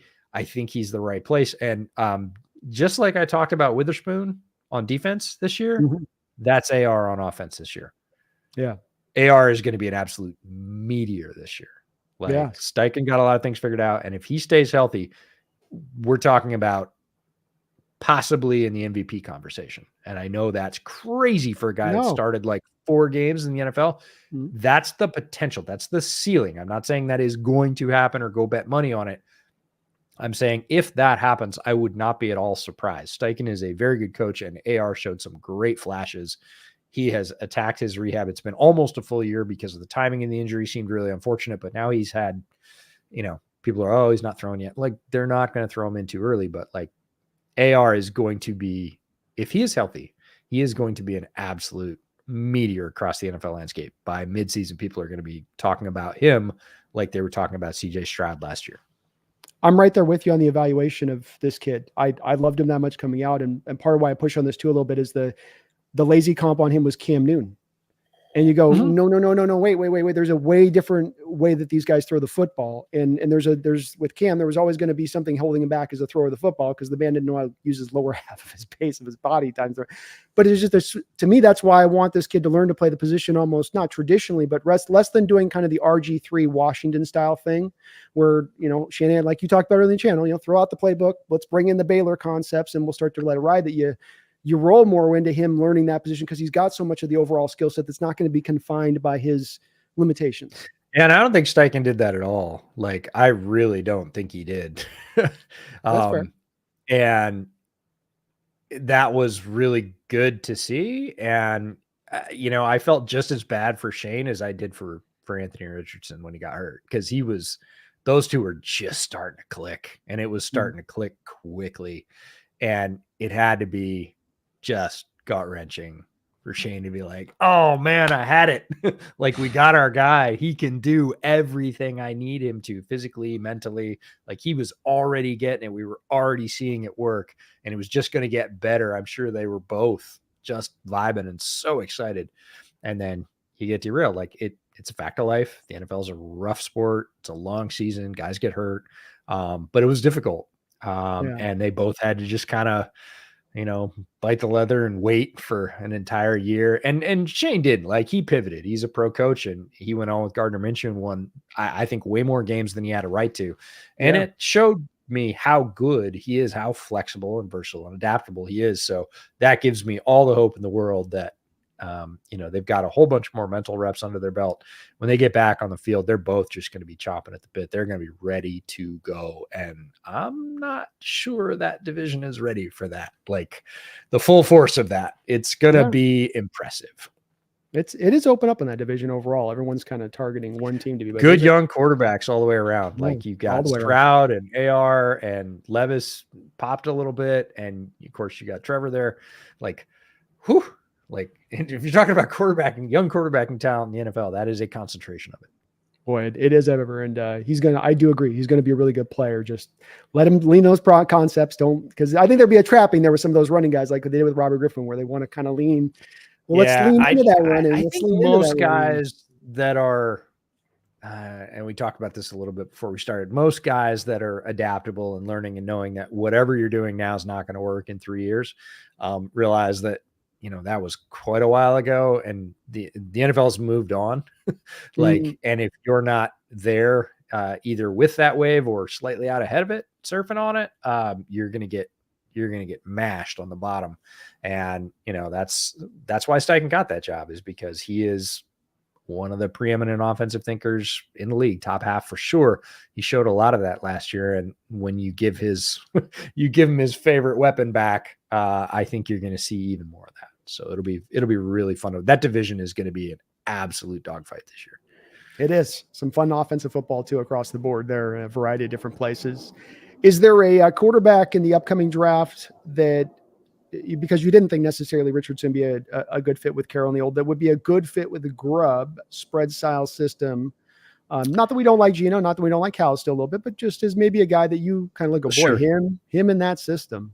Look at not as many as there were this year. It was a better quarterback draft so far. And again, the complete caveat coming from a draft guy is things will change.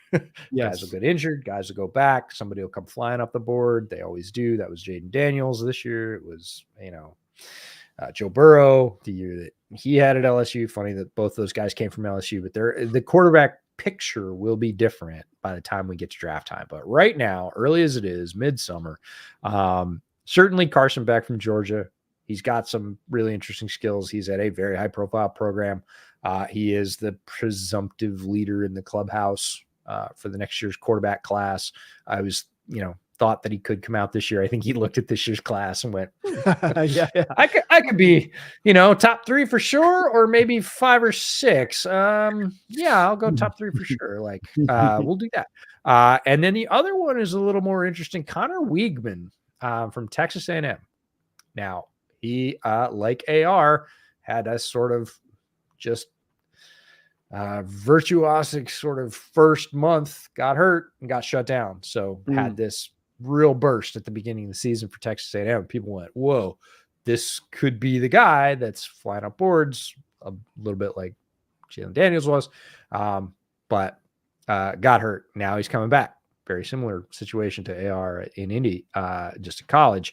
And there's a lot of people going, he could be the guy this year. Like we thought he might be the guy last year. He could be the guy this year that really makes a run, really makes a rise, and is, forces his way into that top 3, top 5 conversation by the end of the year, because he showed some real growth, some real explosion at the beginning of last year. So those are 2 guys that I would keep an eye on. There are many others. You mentioned Shadur Sanders for sure, Colorado.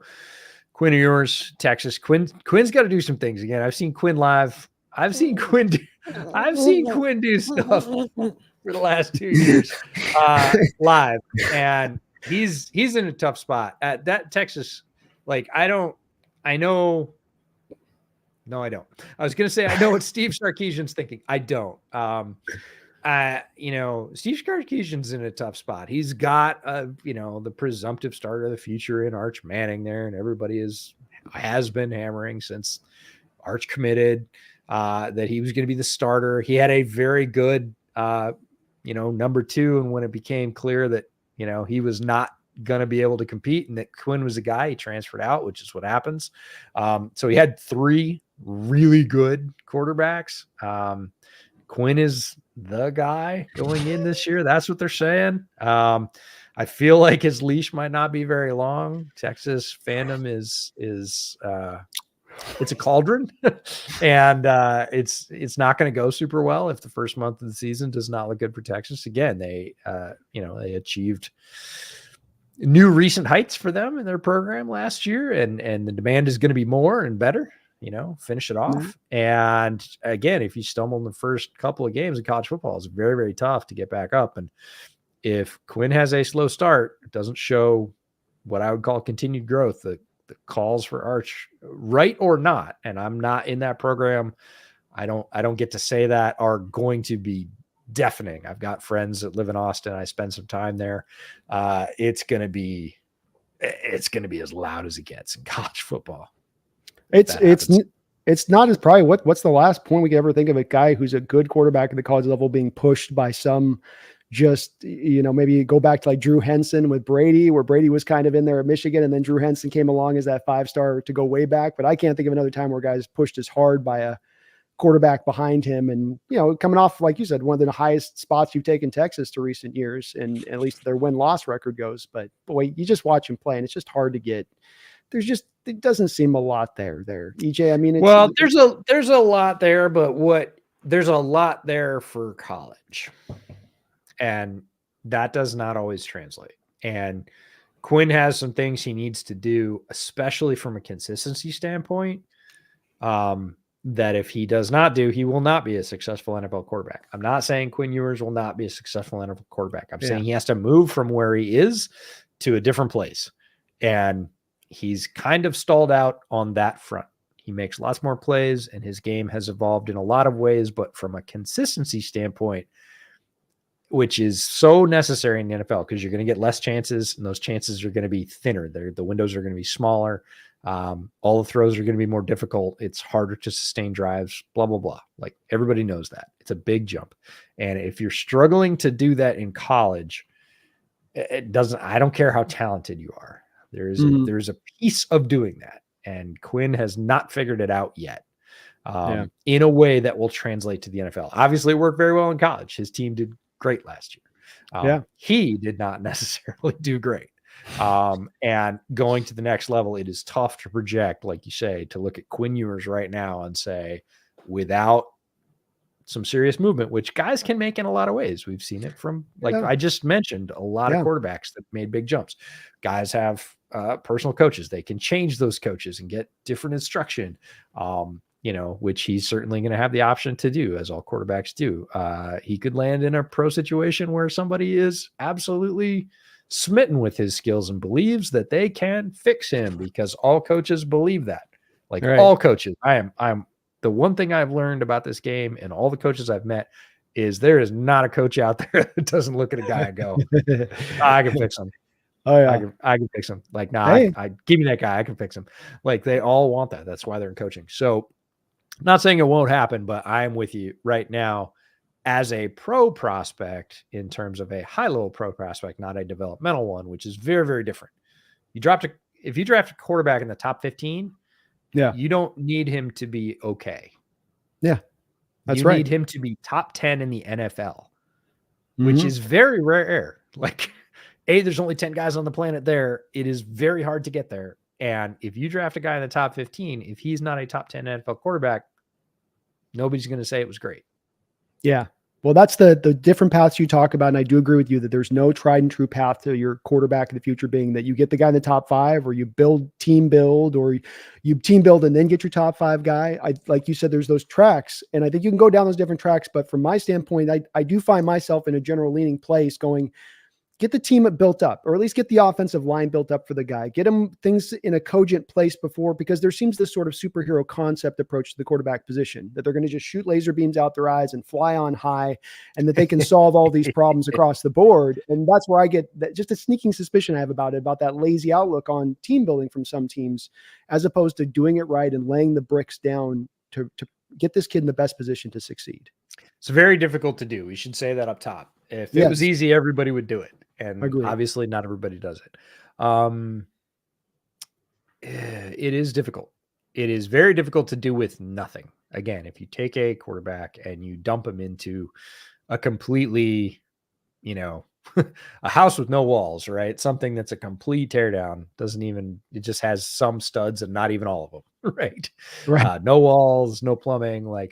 It is very difficult for a quarterback to thrive in that environment.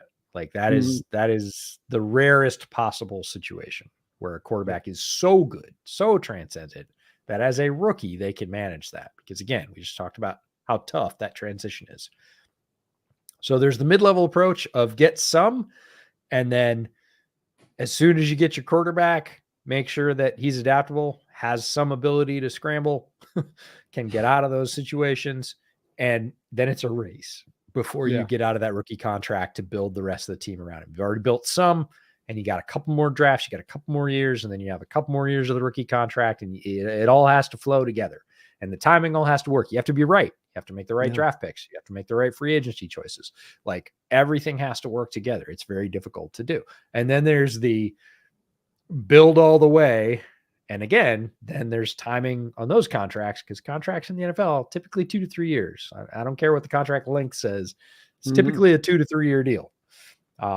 Unless you're a super duper star. And then even so, super duper stars don't want to be limited more than that. So those are going to start timing out for how quickly your rookie develops or not.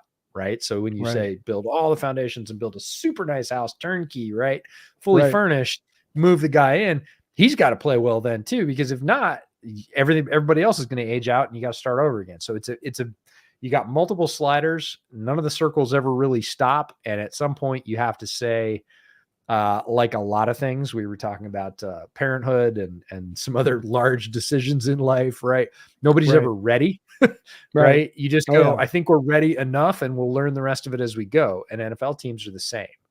You're never going to have the completely turnkey furnished house that you just turn over to your top 10 quarterback. Like it doesn't work that way. I mean, the Bears are as close as any team's been in the last decade to doing exactly that. If you look at the roster that Caleb's inheriting, it is very good for a rookie quarterback, much better than a typical top 10 pick walks. Even better than Russell Wilson got? Yeah.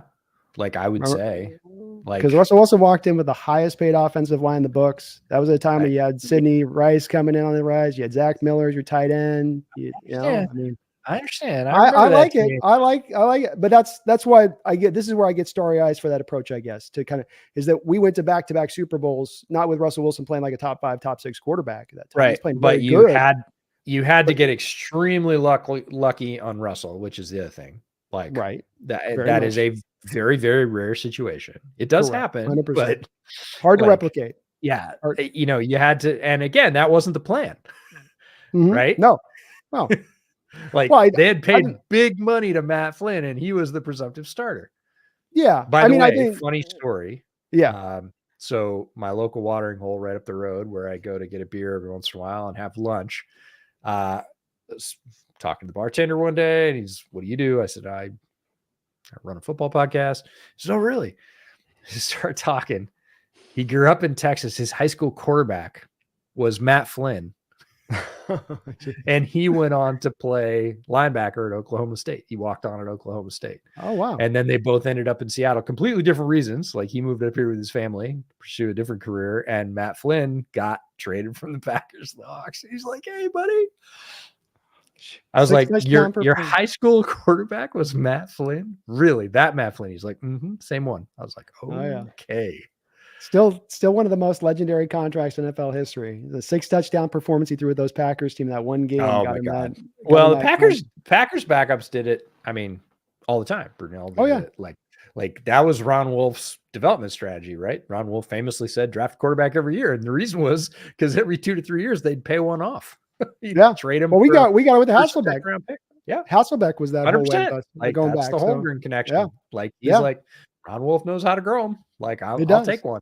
And he did for a long time. So again, like different way to do it. Yeah, that approach has changed. Not NFL teams don't do it anymore, but you are seeing a little bit of that change with number 2s. A couple of years ago, number 2s in a lot of teams were complete throwaways. I think people took Tom Moore's advice with Peyton Manning a little too literally, because somebody famously asked Tom Moore during a Colts practice, they're like, "Hey, I noticed you don't practice a lot when 18's not under center." 18, Peyton Manning. He said, "If Peyton Manning goes down," he said, honestly, he said 18. He said, "If 18 goes down, we're effed, and we don't practice effed." So that was the thinking. And I think some teams took that a little bit too literally over the past 4 or 5 years, where we saw guys have to come in and try and win a couple of games. And they just couldn't do it. Like they were completely like teams were like, "Oh, we're done. Like we're done. Like we don't even have a chance to go 500 over the next 4 games, which is what we needed to do to make the playoffs or keep our season alive or whatever else." So you're starting to see an increased, a reinvigorated desire to have a better number 2. Like Develop another guy. you gotta have something, whether it's veteran, whether it's Jacoby Brissett, whether you gotta have somebody that can come in.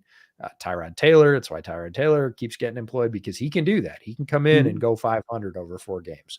And if you can't do that, and there were a lot of number 2s, to be honest, there's still some, but less, because teams realize we can't afford that. It's a very long season. Injuries happen. We can't be that unprepared. We can't pull a New York Jets last year where 4 plays into the season, we know what we're getting, which is nothing. And that's not acceptable anymore. Like from an ownership level, from a fan level, from a just everybody else on the team level, you got to have some confidence in your number 2. We saw it last year with Gardner Minshew. That's why he got another gig this year. Like guys that can do that are very valuable, and they're starting to get paid for it too. They're getting, we're seeing backup quarterbacks make $4 to $9 million a year. Mariota's at 9 on Washington. And that's, salary cap's going up, but it's also like the belief that, hey, this is an experienced guy. He's got a bunch of starts. We think now, not we here on this podcast necessarily, right? Because, but we Washington think he can win a couple of games. Like, okay, like you pay that guy because it's worth it, because everything's riding on that. Yeah, it makes sense. I wonder too if there's a little bit with some of those, because this was a little bit with the Russell Wilson thing we had here 3 years, is that you go and draft that guy in the second round while you're paying that starter. They get a little jumpy about the kid being behind him, especially if they get into their 30s. They get a little bit like, what are you doing? For sure. Yeah, it's my job, and I like it, and I want to keep doing it. And that I understand, and that's a very real thing. People talked this year in Chicago about, oh, well, early on they were like, well, they'll just keep them both because they don't have to trade Fields. And I was like, that is not a thing. Like a clear delineation of who is no clear delineation of who the starter is a real thing. You cannot have that in an NFL locker room. It does not work. Yeah. People think on Madden you can do that, and on Madden you can, because your Madden players don't wake you up in the middle of the night and say, well, I'm going to split the locker room in half, and then what are you going to do? And that does happen. It's a person business. Like, this is a business full of people, and people react erratically, and you cannot have that in the NFL, where you're swapping back and forth between 2 starters and nobody has. You can do it the preseason, but that's why teams literally declare starters. This is our guy. He's getting our starts. And until something happens, like he's lost 3 games in a row, okay, then we might talk about a switch if there was a close delineation. But other than that, like, you got to have your guy. And that is remember the Mike White shirts? The Mike White shirts where the teammates were wearing, to your point on that, where they're literally, you got teammates getting pictured of walking out asking for the backup quarterback publicly, and like that, you know, and that's part of what I wonder too with Washington, that $9 million deal with Mariota. It's like, do you guys really like Mariota better than just keeping Howell at $1 million or $9 million more? Yeah, Howell's again. I really like Sam. We could have a whole nother podcast on Sam. I was at the game last year, Washington at Seattle. And Sam Howell scared the hell out of the Seahawks. He did. He played great. They saw that. They remembered that when it came time, and they were like, wait, we can add that guy, and he can be our clear number 2, but he could be our sneaky number 1 if he takes a couple of years off under Geno. Like, we'll take that gamble for not very much money. That guy like took us to the limit. Like, there's something there. Like, he's got to, again, talked about consistency with Quinn Ewers. The thing that sunk Sam was he wasn't careful enough with the football. Towards the end of the season, well, really the second half of the season, he just couldn't improve in that area, and there were too many giveaways, and it was not enough. It didn't balance out. But don't sleep on Sam. Like, Sam is a very talented guy, and if he, like, people did the same thing to Geno. Like, there's a 100%. perfect example sitting right in front of him. It was like, man, that guy's not a starter. He sat and he moved around the league a little bit, and he got an opportunity. He got a guy in Dave Canales that believed in him, and look at what he did. He was a top 8 quarterback in the NFL that year on Canales. I'm with you on about it. And it's about, and by the way, it's going back to the spread-based system that he was at his best in his sophomore campaign at UNC before he lost all those playmakers to the NFL and came back and they changed the offense on him in his final year there. Because remember, it went to that offense that him scrambling on like crazy about that. And this is one of my favorite things about Sam is So they did all that. He didn't complain. Like he was, he's a starter, major college program. What are you going to complain about? But they said, look, Sam, you're not going to get to do what you did last year, and you're going to have to run a lot more. Like, you're a very good runner. We're going to run you. Like, we're going to run you. This is not going to be like, oh, if everything breaks down, go run. We're going to run you. Sam Howell led the nation in rushing for the first 6 weeks of that season. And I don't mean for quarterbacks. He led the nation in rushing for like 6 weeks. Wow. And that's a complete pivot from, again, and that's not good for his pro prospects. You're not going to do that in the NFL. He knows it's his final season. He doesn't play. He just goes out there and leads the nation in rushing for like 4 or 5 weeks as a quarterback. And you're like, okay. Sam can do it. He's got some tremendous physical skills. He is no quit. You saw that at the end of the Hawks game last year. He pushed them right to the wall. And that was without a great supporting cast. And the Hawks remembered that. And I think it was a smart gamble. I really like the Sam move, especially as a number 2. Geno parameters you talked about, same kind of stuff, coming from a defensive-minded head coach, kind of in a lame duckish status where he's right on the edge of being fired, and you're coming into that. You've got to perform immediately, and kind of they throw you in the deep end of the pool and like, do you swim or not, with all those things kind of against you. 65 times he sacked last year. I mean, that's what leads to poor decision-making, putting a young quarterback under a lot of duress. Yep. He's in a tough spot, and he will keep putting it up. He is a shooter, right? Shoot or shoot. And Sam will keep shooting. Fearless. He is never going to be the guy that you're going to be like, hey, Sam, I need you to take more shots. You got it. You're shy, buddy. So I did get gleaned from that then a little bit, that because one of the questions I was going to ask you, and the one thing I believe in, and we're right in alignment, which is awesome to hear, that I think you can get a Geno Smith and give him that supporting cast. And the Seahawks are very close to giving him that supporting cast now with these coaching hires brought into bear to get you to a Super Bowl. Do you think that Geno is, as many Seahawks fans might tell me, he is what he is? He can get you to here, but he can't get you to there. He's good to do this, but he can't do that. My feeling is that he can do it. Am I off my rocker on that? I don't want to say you're off your rocker. I would say it doesn't pan out that way very often in the NFL, very often at all. And the easiest way to do that is go back and look at the Final Four in the NFL for as many years as you'd like. Like, go look at the last 5 years of the Final Four in the NFL. Look at who the quarterbacks were. Like, really average quarterbacks don't make it to the Final Four typically. Like, it just doesn't happen. You got to go way back, and the game was quite different when that was the case. Yeah. Right. You got to go, like, we're talking 20 years. Yeah. We're talking like 20 years or early 2000s when you could have a quarterback who was just not very good. And I actually think Geno is above not very good. Like, I was banging the table saying, people pay attention. Geno Smith is a top 10 quarterback right now. And he was, if he was going to play at that level. But again, that was 1 year in his career. That is not the average. That was the high point. The average is probably a little bit below that. So that's maybe still top 15, top half. That's good. But you look at the Final Four, it's not top 15 quarterbacks. It's a fair point. It's a completely fair point. It's always the mutants, right? That's true. The Josh Allens are going to be there. The Patrick Mahomes are going to be there. Jalen Hurts are going to be there. And again, talk a lot about Jalen Hurts and like what he's capable of, but he is a good, solid learning quarterback and how he does great things with that roster. Seattle's roster is not there yet. Again, you look at the Final Four and you have very talented quarterbacks, because when push comes to shove, which is what happens in the playoffs, and it's a single elimination tournament, you've got to have a quarterback that can create big plays consistently under pressure. All three of those things. Got to be big plays, got to be consistent, and has to be under pressure. If a guy can do it every once in a while, that's cool. If a guy can create, move the sticks under pressure consistently, that's cool. You're going to run out of rope. Just going to run out of rope, and you're going to lose one game, and that's it in the playoffs. And the guys who make space, the guys who create space by doing that, are the guys that make it to the Final Four.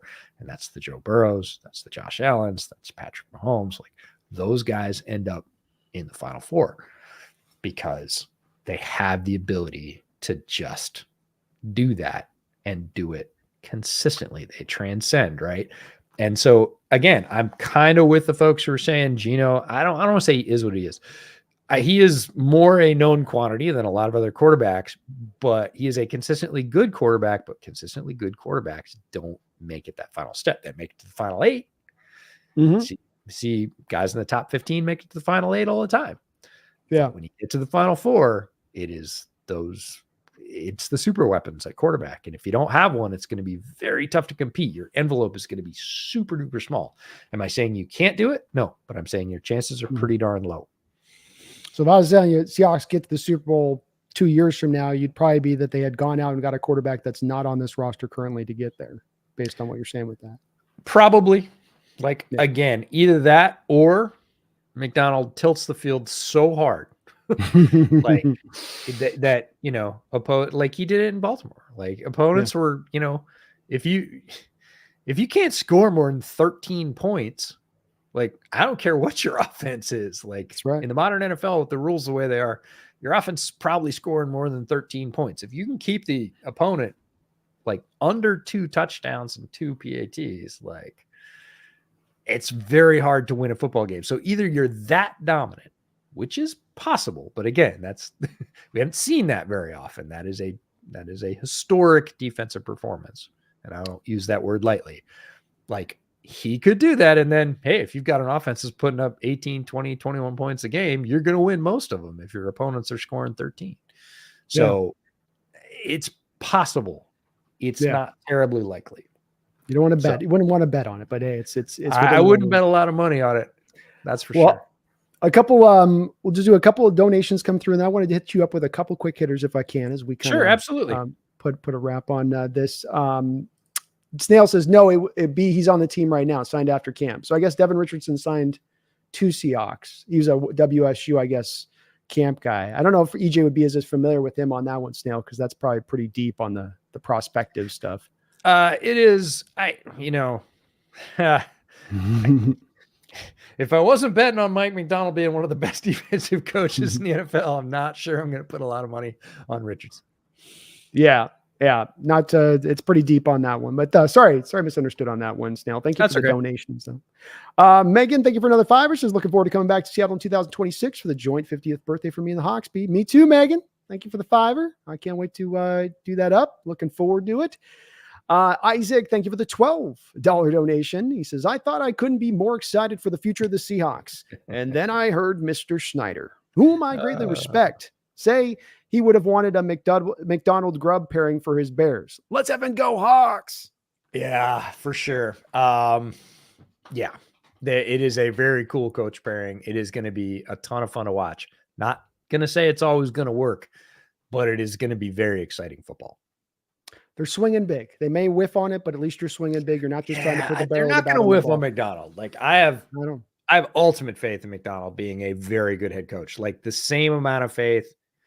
Let me rephrase that. A very similar amount of faith that I had in D'Amico Ryans, who I knew was going to be a great head coach. And I'm not the only one. Like the voices around the NFL, all of them were like, man, when D'Amico gets a shot, if he picks the right one, he's going to be great. And he was great immediately, which is faster than everybody expected. Well, not everybody. A lot of people who've coached for them were like, yeah, so what? It's D'Amico. He's been great everywhere he's been. Like, what are we surprised by?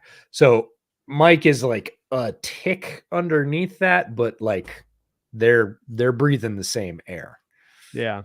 And there's not many of them walking around of that. No, not that I have that level of confidence in. Like Shane Steichen, I thought was going to be really good. Gannon, I wasn't really sure about. Like Gannon impressed me. I thought he did really well. I'm interested to see how he does in year 2. Like Steichen impressed me as well. Like he did better. I thought he was going to be good. He was excellent last year, given his circumstances. But I still didn't have like the confidence I had in McDonald was like, gimme Mike Mack. Like that guy's going to be good. And I'm not hearing a ton of confidence in references to Shane Waldron. Waldron's interesting. There were things that he did early last year that I loved, like that I thought were really cool. Like I sent Nate Tice a couple of clips. I was like, look at this. This is freaking sweet. Did you see this? And of course, Nate saw it because Nate watches more tape than I do. And he has Seattle ties as well. His dad has a house up here. Oh yeah. Mike. Yeah. So, he was like, yeah, this is really cool. You're right. And I was like, oh, neat. Nate thinks it's cool too. Like, no, Shane's really fun. But then he got figured a little bit, and all NFL coaches get figured out at some point. Anybody, ask anybody that's been around. Like, they get 6 weeks of tape on you and then tell me if you're good. Same thing with quarterbacks, same thing with anybody. They, somebody comes in as a new pitcher, right? They strike out 3-4 guys the first time because nobody's ever seen their stuff. Then they put the book together on them.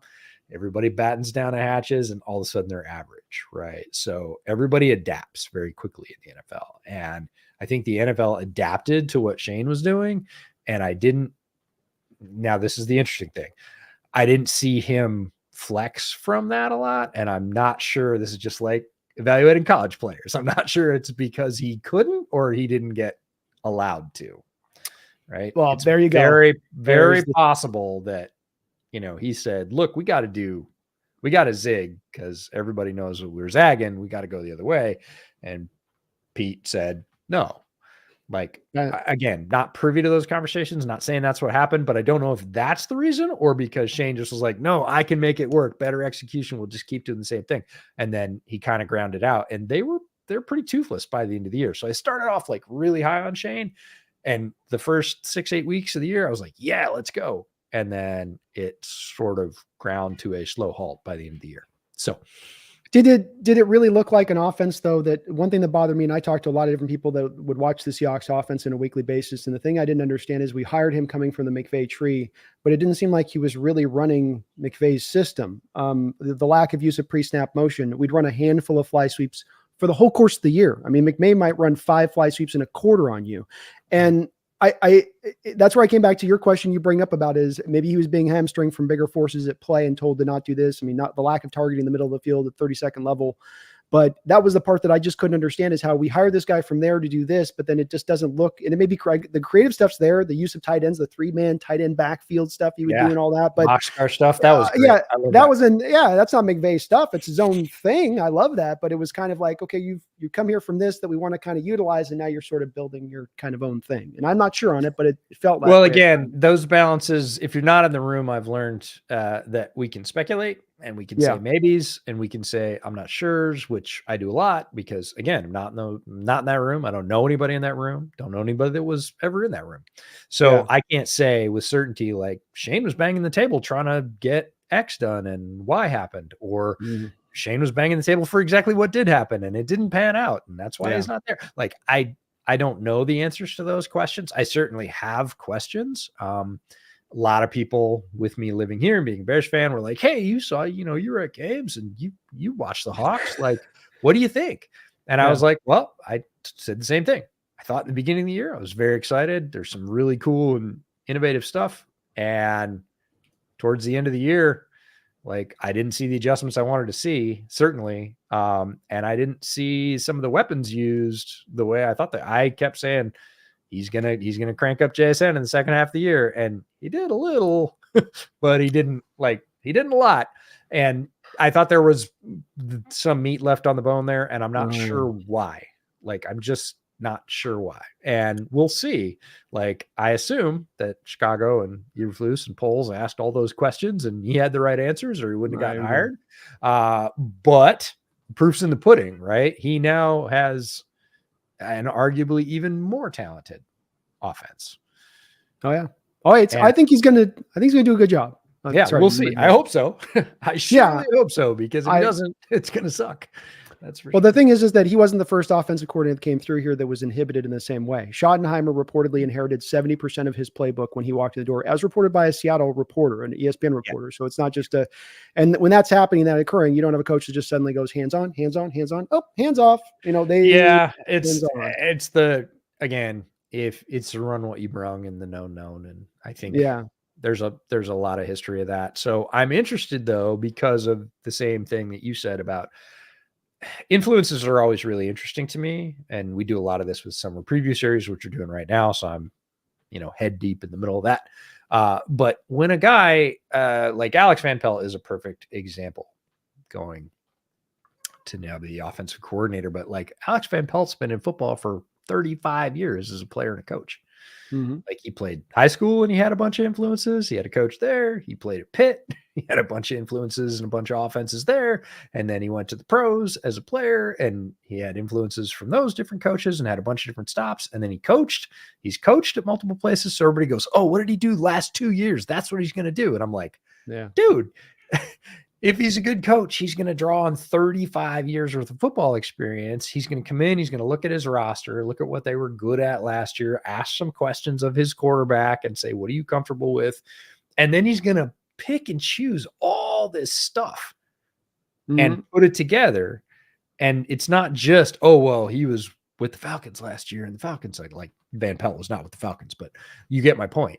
And I think that's the thing with Shane. You were like, well, he's a McVay guy and we expected him to run all this McVay stuff. And then he came in and he was running other stuff. Like, well, yeah, but he either found that somewhere else or invented it.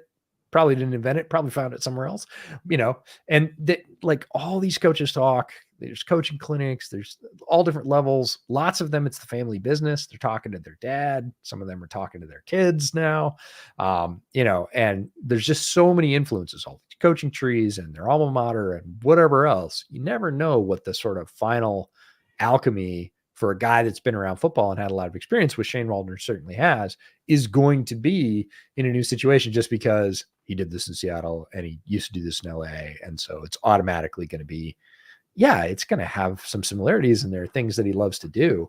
You're going to see some of those, but the percentages vary. Where's the 30, 40, 70% around the edges that's cool and creative? Yeah. That's, and I think he didn't do a bad job with us. I mean, that's the thing. Last year, you look at especially things that he can control, like you had bad pass protection, but large part of the bad pass protection was the offensive line was in a state of flux constantly. I mean, we had one point, I think all 5 starters out during a stretch. So that's going to hurt an offensive coordinator. But you mentioned Jackson Smith-Njigba, 35% of his targets behind the line of scrimmage. Yeah. I didn't watch Ohio State's tape and say, hey, they're using him like Deebo Samuel. JSN was my wide receiver one the year he came out, and I was very excited when he landed in Seattle. And it was a cool start, slow start. Certainly there's more there, and I'm very excited because if you look at the way Ryan Grubb used his wide receivers, like, JSN's going to go off this year. Like, he's going to be clear number 2 in that offense, and he get a lot of targets that look very different than the targets he got last year.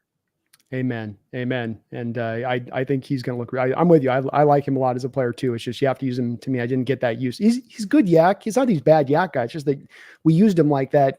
Throw it to him and he's just going to bust tackles. Even when you had sides where you didn't have like numbers games where they had a free defender and he was just going to have to one-on-one break a guy in the open field, and that wasn't really what Ohio State used him as. To me, what I saw from him, that was sprinkled in but not leaned on. Let me just get to a couple if we can. These are just quick questions now, EJ. These are kind of so I'm going to start you off with an easy one. This is softball one. Bobby Wagner or Mike Singletary? I'm going to go Wagner. Oh, okay. Yeah. Okay. Truly unbiased one, EJ. I love that. No, I really like Bobby. He's an all-time great. And you listen to players who play with and around him, against him. And the amount of respect that they approach Bobby Wagner with, and the amount that he's still able to do. I think what so many people thought when he came back to Seattle, like, oh, it's an afterthought. Like when he went to LA, like they were like, oh, he's not going to do anything. Right. And he played at an extremely high level. He came back to Seattle and was like, oh, it's just a reunion tour. Right. It's not getting the band back.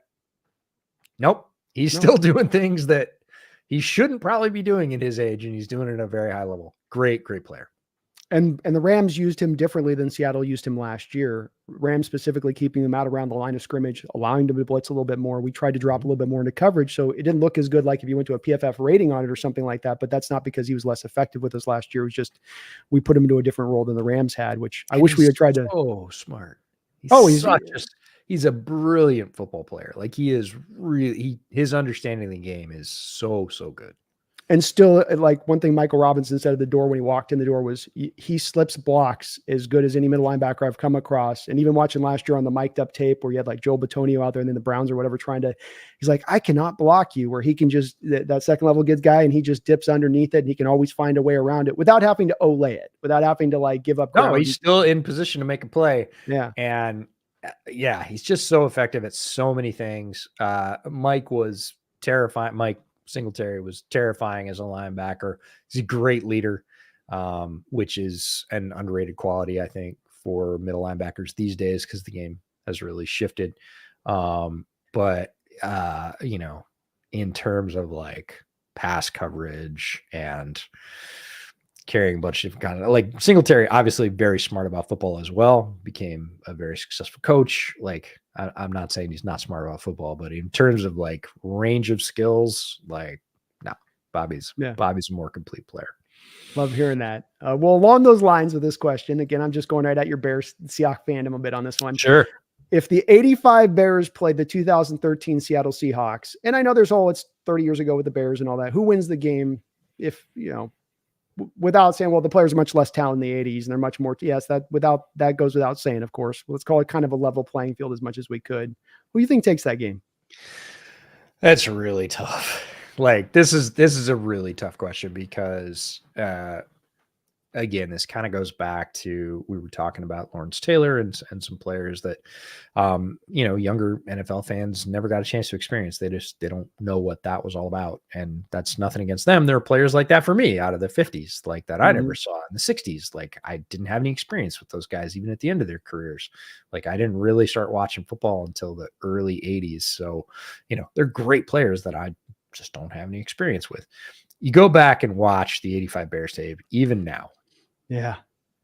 They massacred people. Like people were afraid to play them. They did not want to be on the field. You could tell by like week 10, people were like, I just want to get through this without getting broken in half. Like we're not going to beat them. So I just want to survive without massive injury.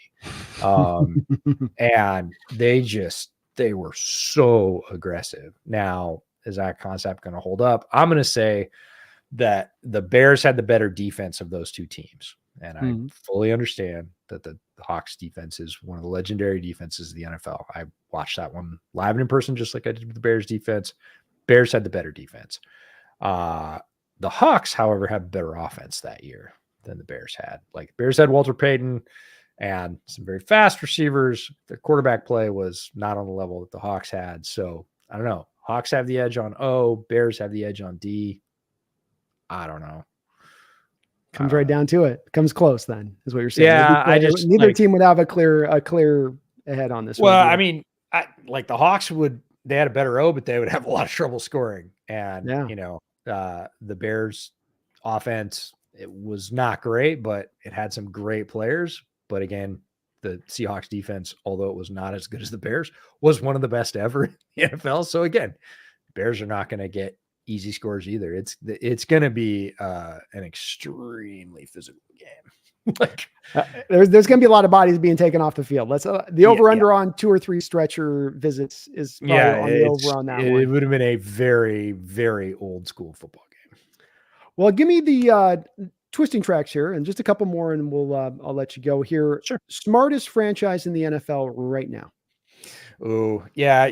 We phrased this one as smartest and dumbest, and it's like the ones doing the best, and it's hard. There's so many wrong wording. It's the wrong wording. It is difficult, but it's like who's doing great right now and who's not doing great right now.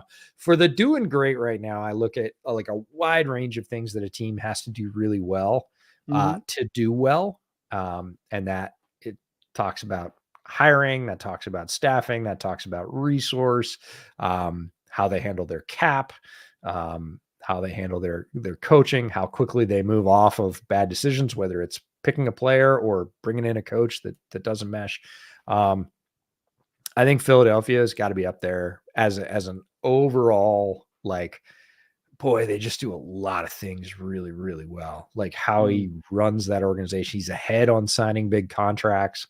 He signs them before the market goes through the roof. He signs them at top market. He is great at picking up dollars that other people drop. Like he's always active in trading away players, getting more players. People, oh, they're loaded. They don't need that guy. And then, 16 months later, they trade him away for a 3rd round pick. Yeah. And you're like, it's just free stuff. And he's consistently good in all those phases. The roster is really well stocked.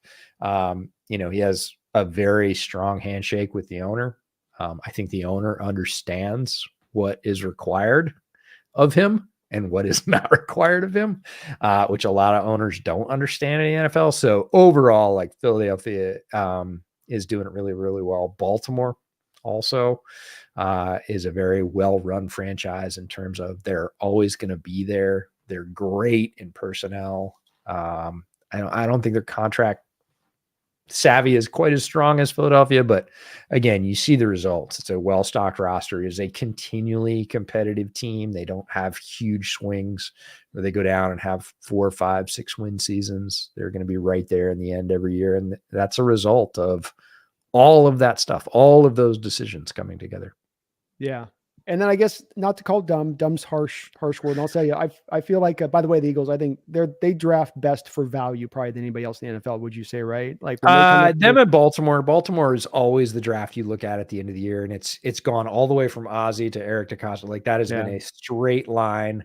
You always look at the Baltimore draft at the end and you're like, of course, Baltimore got those guys. Like how, and we used to say like, how did the league let these guys fall to Baltimore? It's not that. It's that Baltimore is very patient. They work the board as well as anybody. And and again, they typically draft very low because they do very well. Their finishes are very strong. They're very used to drafting in the late 20s and early 30s, and they do very well with it, have for years. So in terms of the other end of the spectrum, I think it has a lot more to do with ownership not understanding the proper role. We saw what happened in Washington. That change has been made. Finally, it was way, way, way overdue for so many reasons. You see ownership in Cleveland really making some decisions that, again, if you're talking about Andrew Berry and Kevin Stefanski as a GM coach handshake, I think it's very strong. You look at ownership decisions, not just with the Deshaun Watson contract, but certainly that is a major and massive red flag. But even before that, like Johnny Manziel. They were very, very involved in a not positive way. I think most people around the NFL will tell you that. And generally, again, I said this about Jeffrey Lurie, that he understands what his role is and what the people he hires roles are. And I'm still not sure. I feel like they've gotten closer in Cleveland over the last couple of years since that disaster, but there's still the teams you see that struggle like ownership a lot of times. The Panthers. David Tepper had some very loud missteps, I'm not sure he does have it figured out yet. Now, made some good hires, a coach and GM, but like I said, Berry and Stefanski is a very strong combo, and the roster's very good in Cleveland. They've done great work, but you can hamstring that with a couple of pretty poor decisions. Panthers, again, owners that don't know where that line is, tend to be more problematic, and their team tends to suffer. If you look at Cleveland's finishes, certainly if you look at the Panthers' finishes, those things are overall reflective of folks not having a smooth handshake between owner and GM and coach and GM. I just been talking to Randy Mueller, former Seahawks general manager, to this point on this subject, brother. I asked him at first, because I had this rumor for years that Chuck Knox said I wanted the kid from Mississippi. Bering was a baseball fan. Bering overruled to go get who? Dan McGuire, Mark McGuire's brother. And I asked him about it. And at first he's like, well, no. And he's like, well, but Ken was a baseball fan, and he did have a relationship with the agent of Dan. And there was and I went, yeah. So Chuck was confirmed on that. It's like that. One little decision coming in like that can just like a detonator switch you drop, blow everything up around it. And that's when we're talking about team building, and it's hard to talk about that in simplified terms because it is the farthest thing from a simple thing. It is one of the most complex tasks to try and put together an NFL team, quote unquote, properly in a window. Like, it is tens of thousands of decisions compounded, and that is why it is so difficult and rare when you really hit it and it all just jives. Yeah.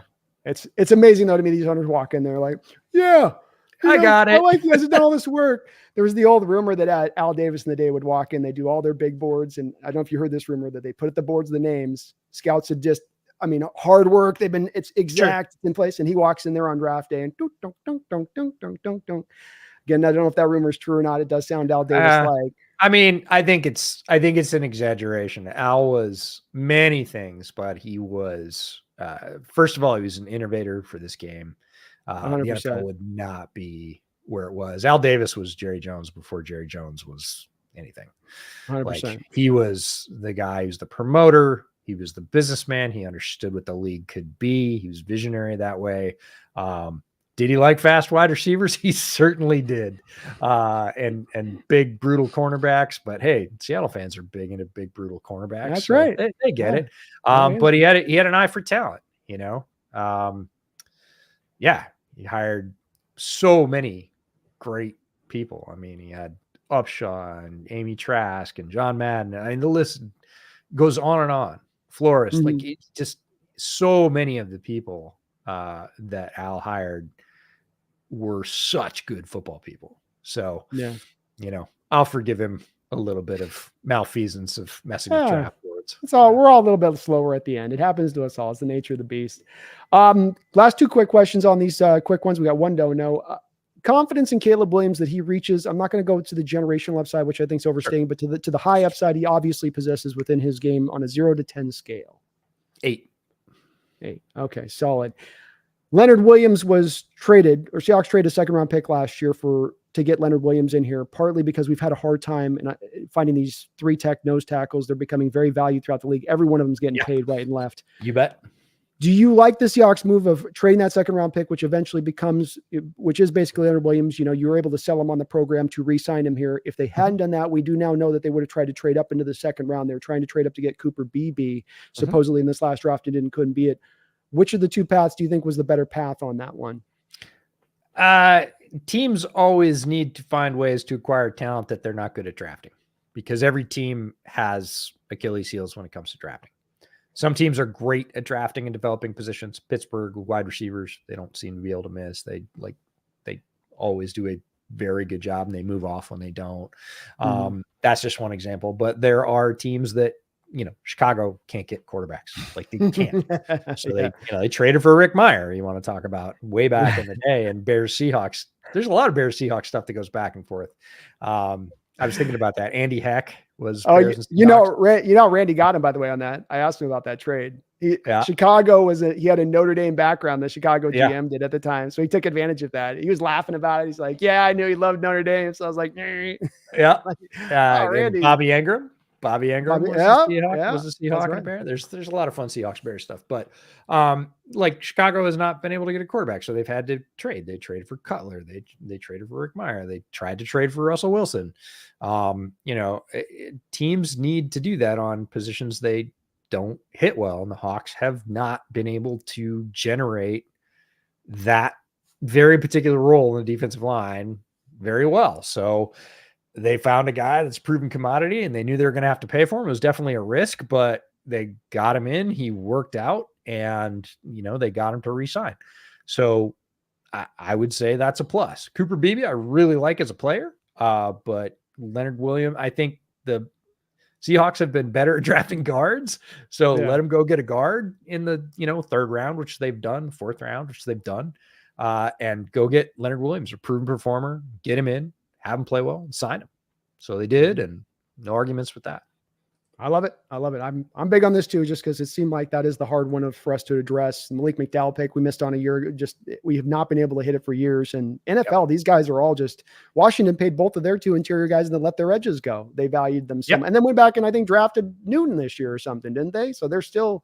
Interior pressure is one of the most highly sought after things in the NFL because it's the pressure that quarterbacks hate the most.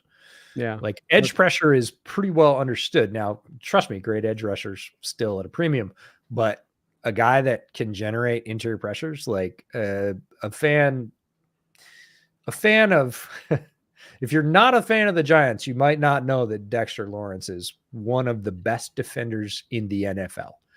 Like he creates twice as much pressure as any other interior defender in the NFL. twice as much, like double, straight up. He had 90 something pressures. The next closest was 45 over a certain period. Like, he's transcendent as an interior defender. He is so good. There are like 3 or 4 of those guys in the NFL. That makes him incredibly valuable. Yeah. And it's just they're not coming off out of the draft every year where there's like 4 or 5 of them, like receivers where you have them proliferated in the top 15. There's always going to be 4 or 5. It's some drafts there's a couple, some drafts there's not any until you get to the second, third round, and just harder to, and they're becoming valued. Well, last little donation here, and thank you, EJ, for hanging out here for so long on the channel tonight. Random McDaniel with the $5 donations. He says, it feels like Geno's talent is right around that of Goff. Goff has been to a Super Bowl and another Final Four. I think a lot rides on our offensive line and defense. Offensive line for sure. It starts with the offensive line. No quarterback is going to be great with an offensive line that is bottom third. Like, you can have middle of the road pass blocking and have great quarterback performances. That's happened actually quite a few times in NFL history. Bottom third, nope. And that happens a lot when you have a lot of injuries or you draft poorly or there's just inconsistency in the offensive line play in general. That can be for a lot of reasons. So you have to have at least a stable middle of the road offensive line. If that doesn't occur, you're not going very far, period. Like, your football team's just not going to work. For Geno and Goff, I think at the highs, Geno and Goff are similar, and that's Geno's highs.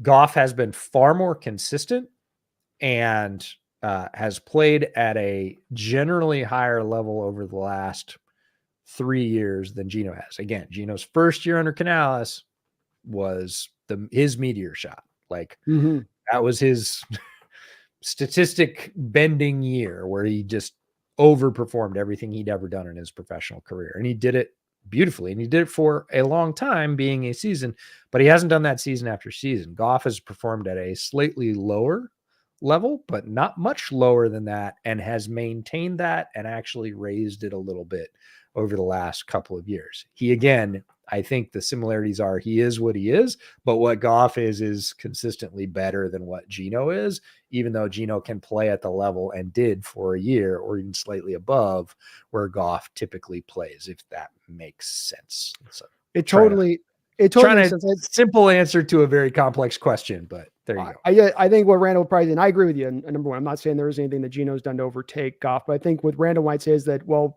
Goff was, when he first walked the door to Detroit in that first year, was kind of dodgy. They get the offensive coordinator on point, and then they reinforce the offensive line in a major way where you have Conklin, Ragnow, you've got Penny. Well, they built a wall. And we talk about the team building strategy. Yeah. If you're going to do that middle sort of build we talk about, where you build some and then you have to race to finish it before the quarterback's rookie contract runs out, the first thing you want to build is the offensive line. You want a good, solid young core of at least 4 guys that are going to be around for 4 or 5 years. And Detroit did that. You look at what they did over the course of 3 years. They built one of the best young offensive lines in the league. And then whoever you put behind it was going to find more success once those guys found their footing. And they did, and they're still there. They're still powering that team. Not surprising with the Dan Campbell team. Yeah. And it's not to take anything away. You're the consistency points. You're right on the button. I'm just, the thing we wonder about in our fans is we see this pass protection so bad last couple of years. You mentioned that first year, first 10 games, it was good. Rookies hit the wall with Cross and Lucas as your tackles. They hit that rookie wall. The interior fell apart. And then from then on through this last year and about that 8 games, it's been just pretty bad, like over a 50% pressure rate game in and game out. And you go, man, what quarterback's going to play well in this? Bears fan here. Fully understand dodgy offensive line play. Like, it was terrible for the last year was really tough with injury. Again, they Poles, a former offensive lineman, the GM for the Bears, thought he did enough. It turned out he didn't, with injuries and inconsistency. And the year before that was completely awful. So this year he took kind of the shotgun approach. He was like, nope, we're doing this and that and this and that. And we're going to have like 9 guys. We're going to find our best 5, but the other 4 are going to be able to play, even with his highest remaining pick, after the first 2 at 75, took an offensive tackle. Probably not going to start, but he was like, we're going to have more competition. We are not going to be hamstrung by OT3 because we're probably going to see him at some point. So I'm investing. I'm taking a good young prospect with challenge when I could be taking a lot of other. Poles is like not having it. After the last 2 years, he's seen what having no offensive line will do to your team, which is completely gutted. Like it just doesn't work. We just spent here in Seattle, a place where we've gone back and went, we probably shouldn't have spent $50 million on our safeties. That probably wasn't the best road. There's been no team in recent NFL history that said, you know what? We built that offensive line too damn strong. We put too many resources into this offensive line. I think in every case, and you tell me if I'm wrong, they came back and said, man, I'm sure glad we put in what we did. That got Dak Prescott off the gate in his rookie year. That got Jalen Hurts when he went in there as a guy to go. And also, it's so valuable because if you have good young offensive linemen and you have quote unquote too many of them, give me a break. It's a great problem to have, and you can trade those guys for other assets. And again, it's something that, and the other thing that goes hand in hand, I mentioned Philly earlier. One of the great sort of secret weapons of Philly's dominance is Jeff Stoutland, one of the best offensive line coaches in the NFL, and the ability to take a lower round pick or a guy from the international pathway player program, whatever they're calling it now, and turn him into a starter, a high level starter. Like when you have coaches that can develop at a position of need, whether that's you have a great edge rushing coach, you have a great quarterbacks coach, you have a great whatever offensive line developer like Jeff Stoutland or Brian Callahan or whatever, you can say, hey, it's cool. Give me the fourth rounder. That's fine. I'll have that guy be a starter in the first 16 months and he'll play 5 or 6 years. And you can do that consistently. That is such a force modifier. Hey, I don't need you to go out and get a top 15 offensive tackle. That's no problem. Yeah. Go get me a third round guy. I'll have that guy be a competent starter. And if we have 3 of those guys, one of them's a swing, contract comes up. Either we don't have to pay the big contract to the guy to keep him. We can put that swing in and we're perfectly comfortable he can play, or we can trade the guy away a year before it comes up. Like it's such a huge force modifier to have really quality offensive line. And it's not just about spending high picks. No. So that's a tremendous value for teams like Philly to say, hey, we'll take a bunch of randoms and turn them into one of the best lines in the NFL. We'll spend a couple of high picks for sure. They have, but those have worked out too. Whereas other teams some high picks and they don't work out, and that can really cost your franchise, as you know. So tremendous swing for NFL teams to have very solid offensive line. Maybe the biggest. It's to hard have an offensive line that good. It's hard to say it's not. I mean, Howard Mudd, Dante Scarnecchia, right? The guy out of New England was for years. So yeah, I think that there's something to be said there. And they've been playing 3 centers on the interior of their offensive line there with the Eagles the last couple of years with Landon and Jurgens. And the ability to just move those guys around. And it's no problem. Eventually Kelsey will retire, but guess what? We've got 2 other guys that we could slide into that spot legitimately who've played center at a high level. That is a tremendous stability to bring to a football team. The linemen the linemen are so hard to find now because all those athletes are going to the defensive side of the ball, the good ones. And so you're kind of getting the leftovers a bit at times on that line. So it's to have guys that can develop those guys coming out of spread concepts is just worth its weight in gold. David Pugh, sorry, man. One last dono. David Pugh, thank you for the $10 donation. He says the content coming from Bootleg Football is anything but bootleg quality. I'm so informed about teams I care nothing about, yet it fascinates me. I would love to do stuff like that. Go Hawks, baby. Well, this is a great comment by David to wrap us up here. I want you guys to all do me this favor. This is what we do here at the Hawks Nest. We have a guest who's kind of this. I've taken way more of his time than I should have today, but let's do this for my sin, folks. Clear up my sin, which is go over there to Bootleg Football right now. Get subscribed up to them, please. Let's show them the love over there. Go over to EJ also on Twitter. Get subbed up over them as well on that side of it because he's been so kind to take a lot of his time out today to be able to sit down with me. I'm pulling his ear long, and I really appreciate you for doing that today, David, EJ. But thank you, David. I appreciate the comment from David. Dave, that's very, very kind of you. I'm glad that we're providing that for you. That's our hope. On our best day, we're doing that. So if we're having our best days with you, I really appreciate it. I can just attest to on it that this is something I hear consistently from my chat. I do multiple shows a week and I really do a lot of interaction. It's something I hear. I've never heard I hear bad words about other content, but never nothing but great words about you guys and what you guys do. I can send you some of the bad ones we hear about it. No, well, you can't. There's not that many. We have a great, I will say this. We have developed, better lucky than good, I guess. We have developed a community that I really enjoy interacting with. And there's not that many places. There are places that I can say that, but like our folks that follow us and support us, they're the best. And it is, I learn things from them. We have consistently good interactions, whether it's live streams or video comments or whatever it is on Twitter, doesn't matter. I really value the community, and they've been awesome. We seem to have attracted really, really good folks. When you lead with that foot, that's the part that caught me too, is you lead with that foot. You think there's trolls or this when you get into this, but you're actually surprised by humanity a little bit and the people that come out and how cool people are and how deep, and they get you thinking or get you laughing. And It's just the part you didn't anticipate as much about this. You thought, okay, I'll be out talking, but that part's been a happy surprise for me. Yeah. Well, I thank you so much, EJ, for coming on, man. We kept almost got within the 7:30. I warned you a little bit. That's all right. No, I'm totally fine with that. I've enjoyed it. It's been a really cool first opportunity. I was really glad that you reached out. It's been a ton of fun. It looks like you've got a great community going here as well, which is really cool and always fun to interact with the other home team.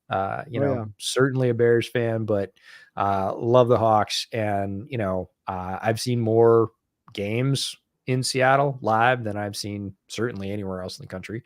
And it's a great atmosphere. I love taking people to that stadium. I took Brett there for the first time 3 years ago now.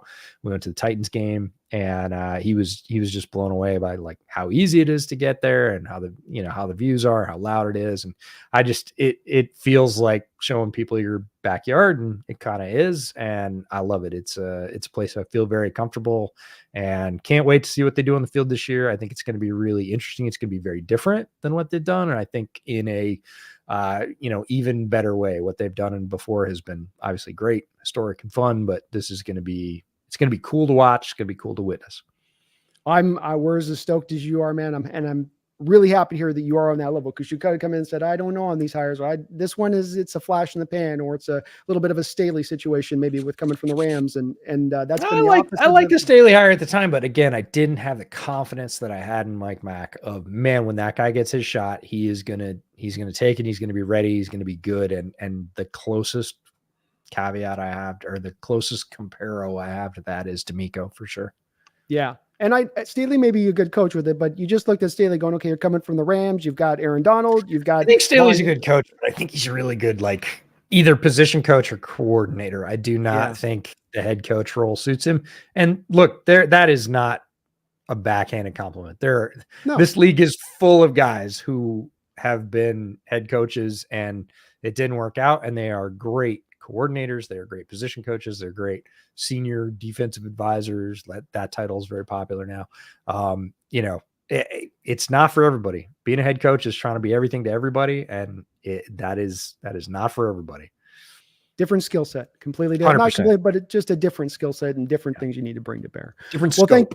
Different scope. That's right. A little bit different binoculars. Well, I would love to have you on again, man, if we get a chance in the future, because I could talk to you about all this. And I mean, we scratched the surface of stuff I'd love to discuss with you, because I'd love to pick your brain on this stuff. Thank you for doing this, EJ. Folks, please do get that subscribed over there to Bootleg Football, and hopefully we can talk him into coming back in, because this was great having you on, man. Thanks very much. All right, I'm going to make a bear say go Hawks here to finish this off. Folks, we'll be back soon, but please don't forget, go Hawks. We get a go Hawks from EJ?